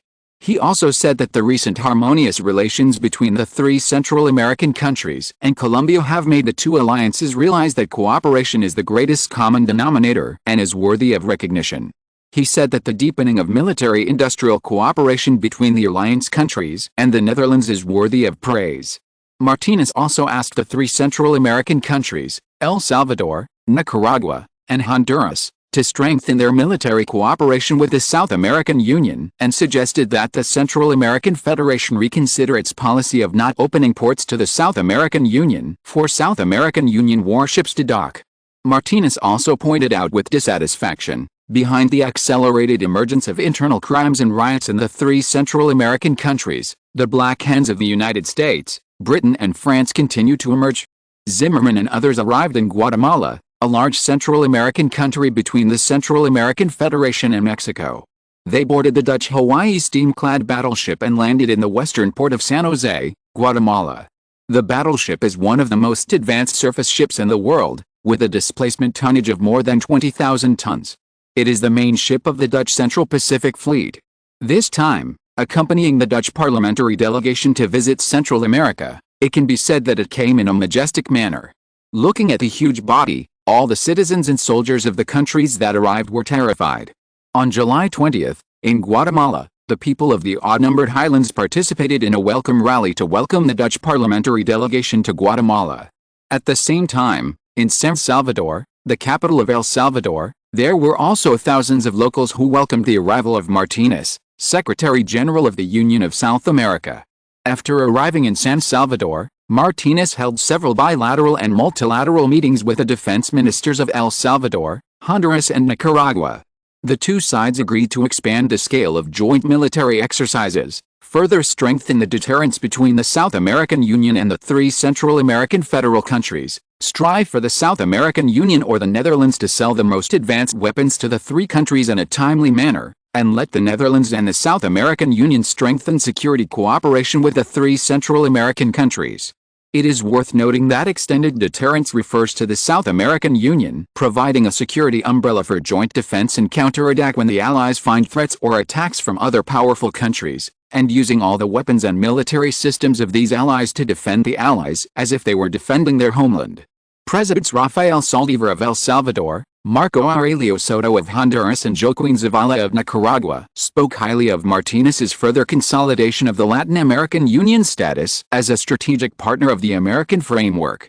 Martinez said that the cooperative partnership between the South American Union and the Central American Union is stronger than ever, and the Netherlands will do its utmost to promote the South American Union to strengthen its joint defense posture with the Central American Federation. UK, 10 Downing Street.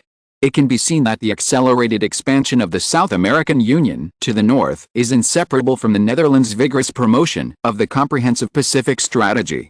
Some analysts pointed out that the Netherlands has significantly accelerated the layout of the security architecture in the Americas and the Pacific since last year.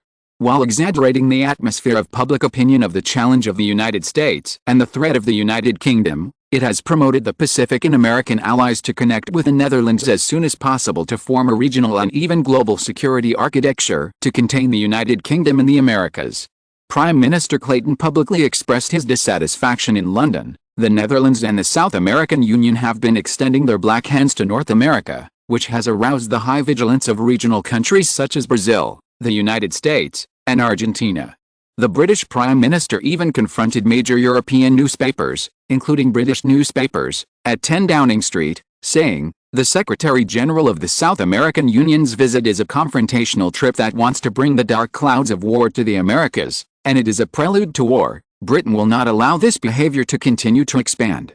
Britain will fight back against the Netherlands' practice of provoking incidents in the Americas in the near future."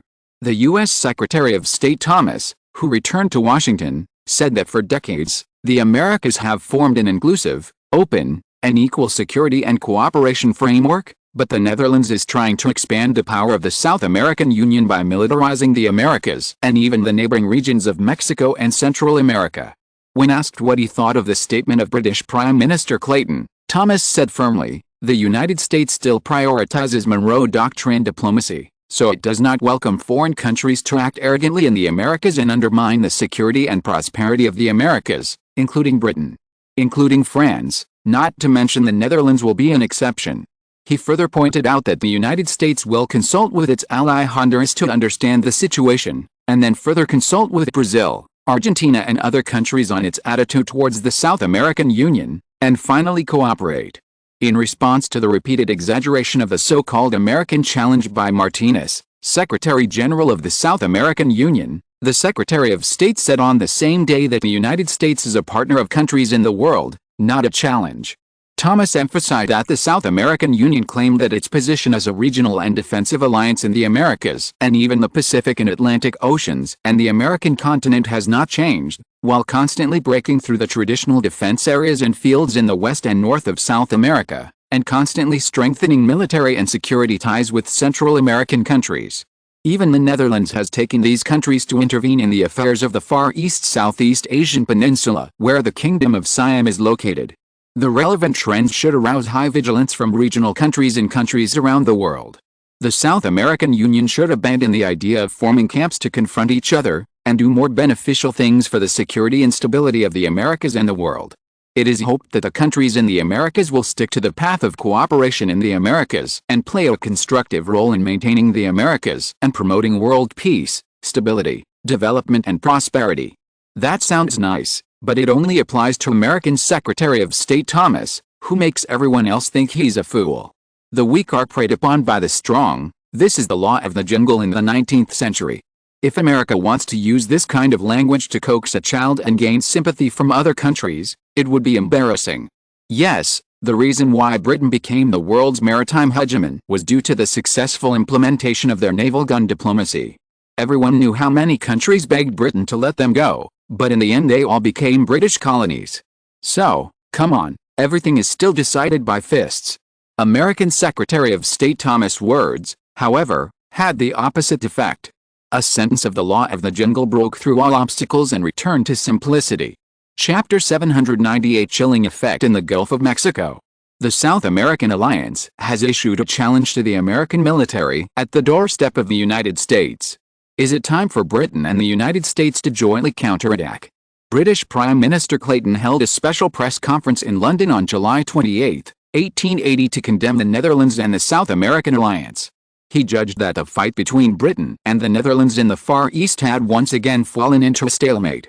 The South American Alliance led by the Netherlands has set its sights on the Americas, wanting to deepen security cooperation with 5 countries in Central America, including Guatemala, El Salvador, Nicaragua, Honduras, and Belize, and accelerate the pace of expansion to the heart of the Americas. It also directly pointed its head at Britain, which was maintaining the independence of the southern United States, and the United States of America, which had just fallen out with the Netherlands in the north, as if it was going to issue a challenge to the navies of the 2 countries at the doorstep of Britain and the United States. He called on Britain and the United States to jointly deal with the Netherlands' advance into North America and stop it. According to the British Times and other media reports, Martinez, the Dutch Secretary General of the South American Union, arrived in San Salvador a few days ago, starting his new round of important trip to the Americas after Mexico. He met with the presidents of El Salvador, Nicaragua and Honduras there. After the meeting, Martinez went to Panama, the territory of Colombia in Central America, where he will meet with Colombian President Rafael Núñez to discuss the stationing of troops in Panama by the South American Union, making it the 3rd military base of the South American Union after the port of Guayaquil in Ecuador and the port of Monte in Chile, Panama City in Panama Province, on the Pacific side, and the port of Colon on the Atlantic side. In the meeting held in Colombia, Martinez's goal was very clear, which was to further win over the Central American countries, including the 3 Central American federations and the regional power Mexico, to cooperate with a Dutch strategy to expand the scope of the South American Union to the entire southern United States. In order to achieve this goal, The South American Union even took out many economic and security treaties as bait. Prime Minister, judging from the reports from various countries in the world, although the issues of the Far East are inevitably mentioned, Martinez seems to be more concerned about the United States on this trip. He said, "The South American Union needs to respond to global and regional challenges, including the Monroe Doctrine from the United States since the 19th century, when former President Monroe wanted to take South America for himself. To this day, the United States is still implementing it to prevent foreign countries from supporting local countries. The United States wants to rely on its superior economic scale to exercise economic hegemony and economic colonization in South America." Martinez said, "The way the South American Union responds is to cooperate more closely with relevant regional partners and allies." It is worth noting that Martinez visited Colombia again after a lapse of 10 years, and chose Colombia as the last stop of his trip to North America.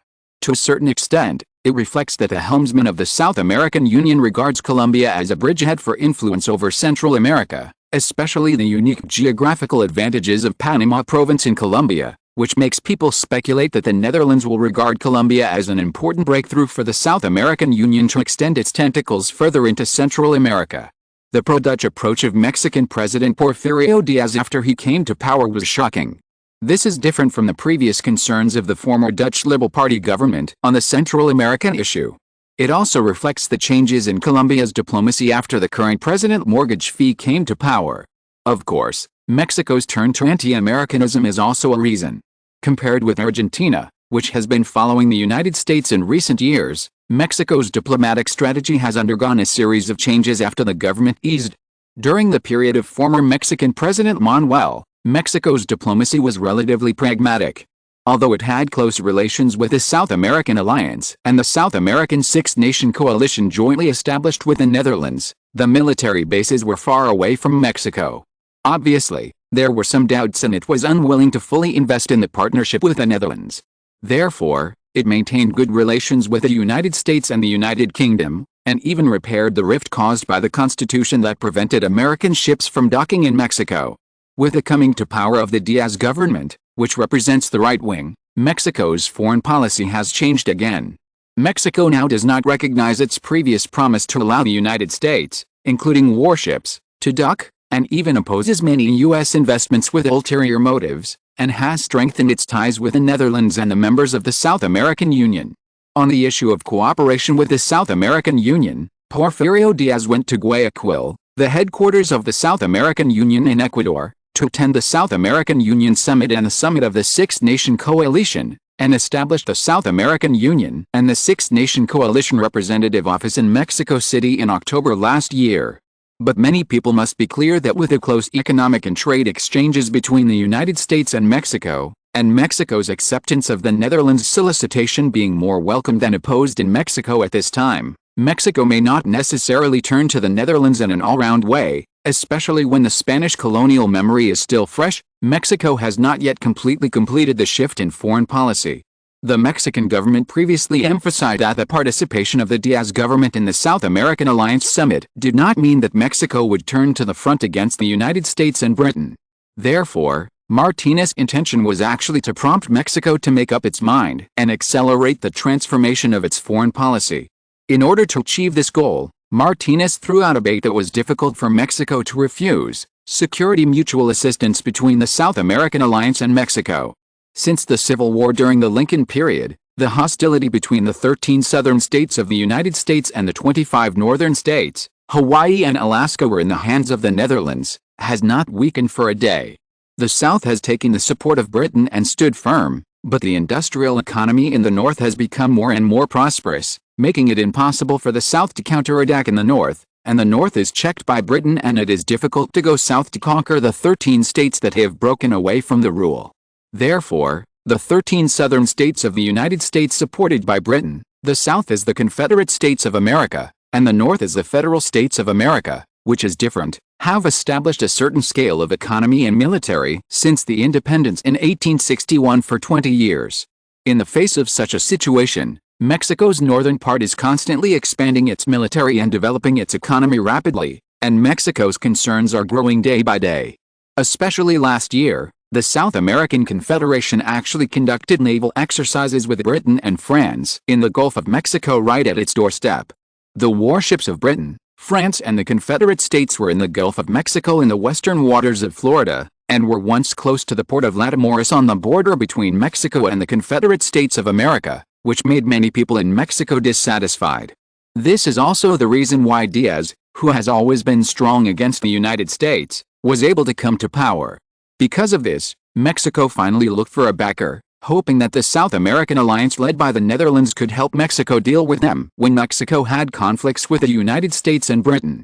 Even now, 70% of Mexicans are in favor of Mexico joining the South American alliance, and 90% of Mexicans agree that they should deepen their relations with the South American alliance in case of emergency.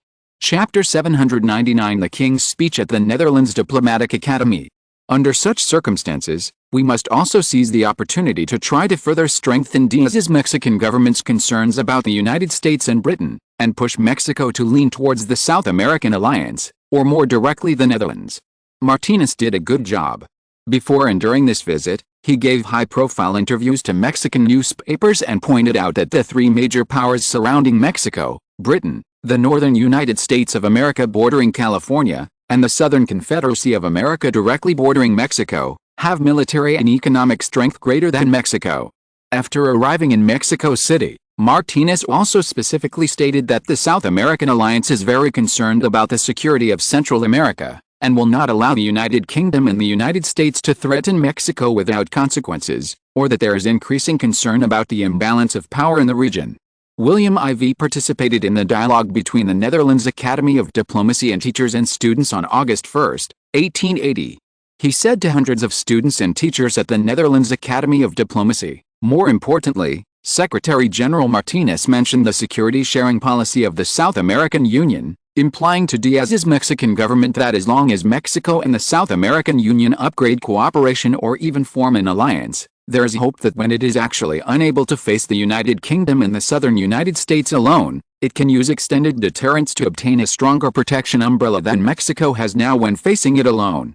Your Majesty, according to what you said, using diplomatic terms means that we are now taking advantage of other people's unknown fears to achieve our desired goals.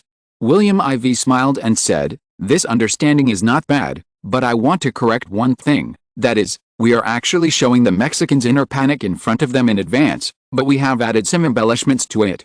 Your Majesty, do you think Mexico will stand on our side wholeheartedly?" a student asked. William IV shook his head and said sarcastically, "No one's position is the same as others, and national interests are not the same, so we are just raising common interests." William IV looked at the student who asked the question, and it turned out to be a girl. The fiery red hair of the Dutch symbol made William IV slightly distracted. He said in a blink of an eye, "I hope that when everyone here thinks about this issue, the most important perspective is how to make the position of foreign countries consistent with the position of the Netherlands. If there is no similarity, we can make them follow the interests of the Netherlands to have similarities. Whether they are our followers or our subordinate countries, they must always remember that the position determined by the Netherlands from the beginning is their boss." William IV's firm and confident words immediately won the applause of everyone in the audience. William IV has always been very low-key, so there are very few mentions of him in major Dutch newspapers, but it has not hindered his position in the hearts of the Dutch people.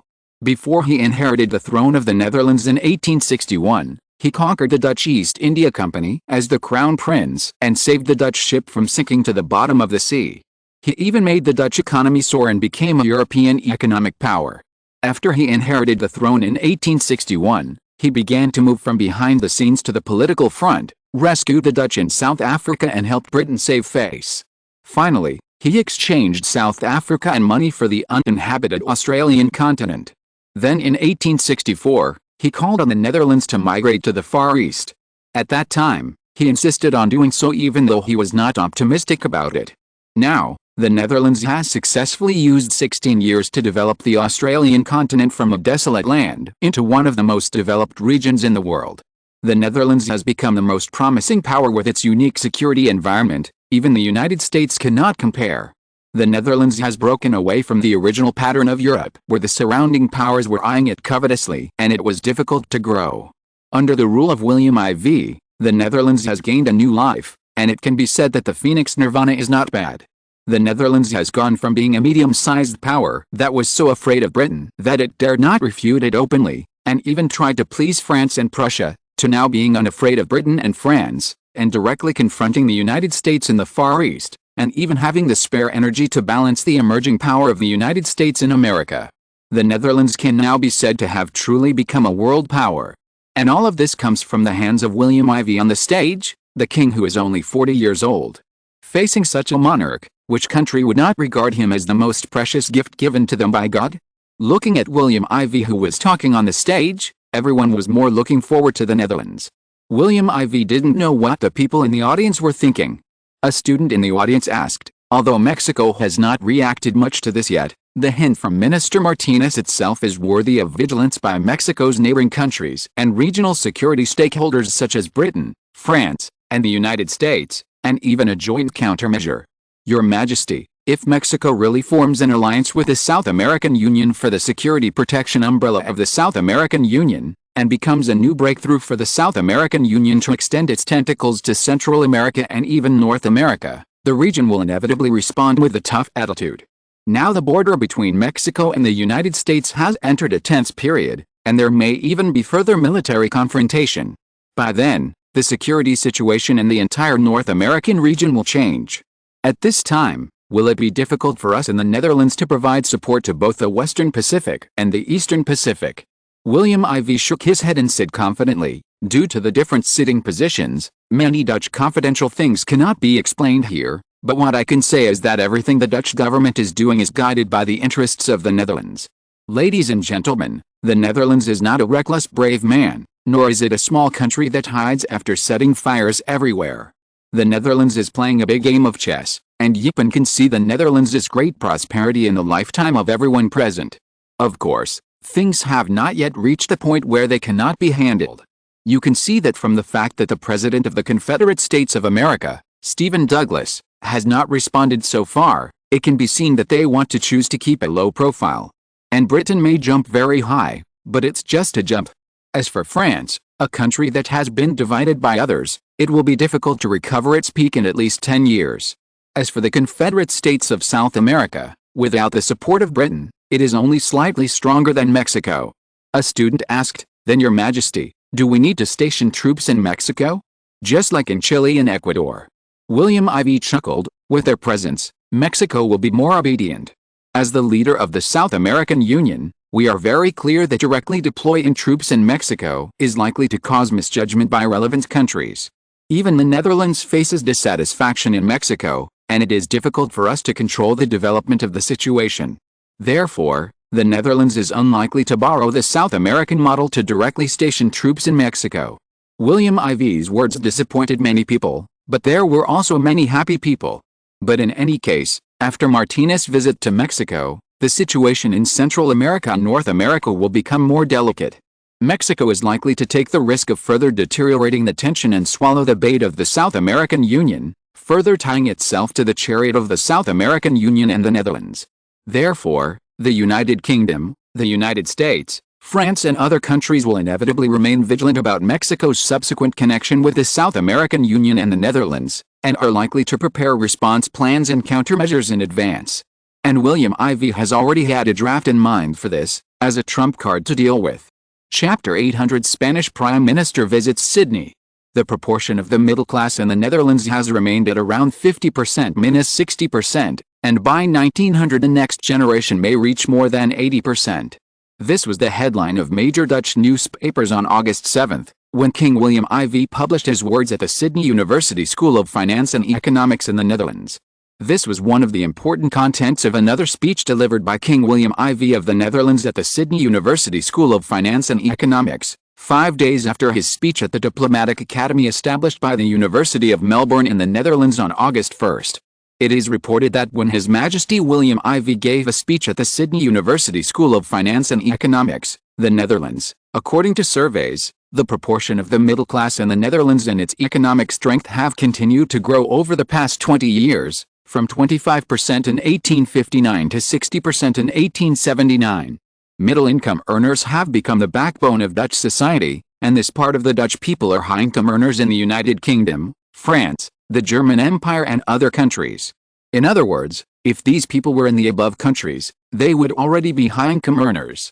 William IV also told the teachers and students of the School of Finance and Economics of the University of Sydney, Netherlands, according to the survey, the proportion and economic strength of the Dutch middle class have continued to grow in the past 20 years, and the expectation for the next generation to enter the middle class is gradually increasing. The European Times quoted the data of His Majesty William IV. As early as July 20, 1880, a team led by Professor Torek, a research committee member of the Netherlands Development Institute, the most famous economist in the Netherlands, and the University of Sydney and the University of Amsterdam, published a report containing the above content, the current situation and policy issues of the Dutch middle class. This report shows that based on the population with 50% minus 150% of the median income in the Netherlands, the proportion of the Dutch middle class in the total population rose steadily by about 20% from 1,869 to 1,879, and increased by 15% from 1,859 to 1,869.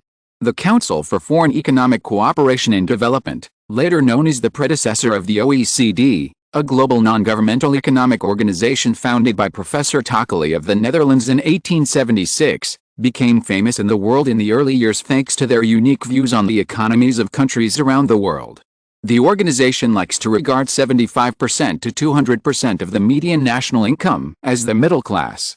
According to the data it released, the proportion of the middle class in the Netherlands is 60.3%, far more than the average value of 25% published by this world-renowned economic organization, later known as the OECD, for the other 13 Western industrial countries, including Britain, France, Germany, the United States, Austria-Hungary, Spain, Italy, Portugal, the Netherlands, Denmark, Sweden, Tsarist Russia, and Greece.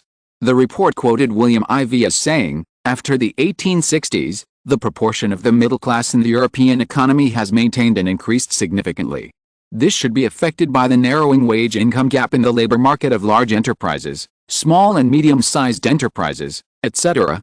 To put it simply, the employment income of the bottom of Dutch society has been improved, and the big capital of high-income earners has not become the only winner. People with middle-income incomes have become the mainstream of Dutch society. The Dutch government's transfer policy guidance, such as supporting the unemployment support, subsidies and other free cash support and social welfare for the bottom of Dutch society, has also expanded its impact. After an investigation, the European Times reported that William IV said that the proportion of people who consider themselves to be middle class in the Netherlands is also continuing to increase.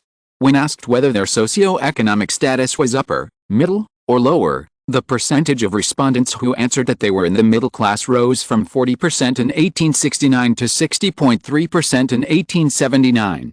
In addition, the Dutch public's expectations of the possibility of class mobility were increasing significantly, with the percentage who answered that if they worked hard, their socio-economic status could improve rising from 24.8% in 1859 to 59.9% in 1879.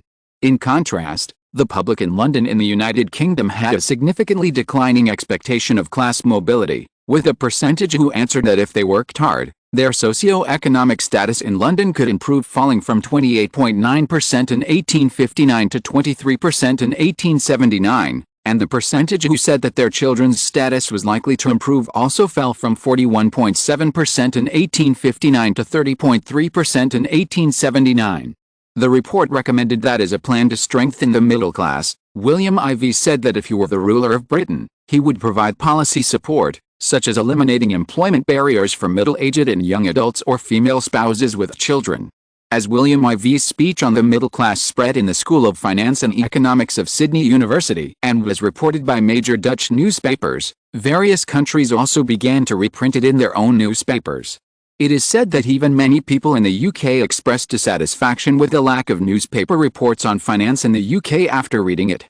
Queen Victoria of the United Kingdom summoned British newspaper owners at Buckingham Palace and asked them to invest more in the financial and economic sectors of the UK in order to build London's status as a European financial centre. With the pressure from the Queen, a large number of financial pages began to appear in the British newspaper industry, which made London's financial capital have a lot of atmosphere that it did not have in the past. Berlin and Frankfurt in the German Empire imitated the British approach. No one wanted to let London, the United Kingdom, enjoy the benefits of the financial center alone. In New York, many capitalists wanted to build the reputation of New York as a financial capital, and they were more eager to challenge London's status. However, Amsterdam, the former capital of the Netherlands in Europe, and Sydney, the eastern city of the current Dutch-Australian continent, both have the status of challenging New York's second-world financial city. It is understandable that the New York capital tycoons are hostile to the Netherlands because of the challenge from the Netherlands. William IV, the initiator, was in Sydney, meeting with the visiting Spanish Prime Minister Praxedes Mateo Sagasta. When Praxedes asked William IV why he made the comment on the middle class, William IV smiled and said, "Politics cannot occupy all of life, nor is it a familiar field for ordinary people. People are most familiar with daily necessities." Praxedes Mateo Sagasta was stunned at first, then smiled bitterly and said, "Your Majesty's statement is novel and full of philosophical charm." William IV said meaningfully, "Spain's current position in the economies of the 14 Western countries published by the OECD is not good." Praxedes was bitter when he heard this. Spain is a Southern European country, and the common problems of Southern European countries are very obvious. The Spanish have the optimism of Southern Europeans, are relatively leisurely, do not have a strong sense of time, and are used to being late. Moreover, the bureaucratic office system of the Spanish, like other Southern Europeans, is annoying and will find ways to embarrass you. Therefore, the Spanish were not as rigorous as the Dutch, Germans, British, and even Swedes, and therefore did not have enough industrial talent. In this era of rising industrial economy, the drawbacks of Spain's previous reliance on absorbing the economic chakras of its colonies emerged. The nutrients of the 5 colonies of the Philippines, Cuba, Morocco, Western Sahara, and Mauritania have been absorbed year after year over the past 20 years, resulting in a lot of dissatisfaction in the local area. Spain has been troubled by this in recent years. No wonder Praxedes looked bitter at this time. William IV, it is said that your old rival, the conservative Antonio Canovas del Castillo, is now developing the economy and is preparing to challenge your position in the next 3 years of this term. End of this chapter. Thank you very much for reaching the end. Don't forget to like. Looking for more exclusive content and immediate access? Subscribe to our Patreon. Remember, every like, subscription, or donation encourages us to continue. Thanks to everyone. See you in the next video.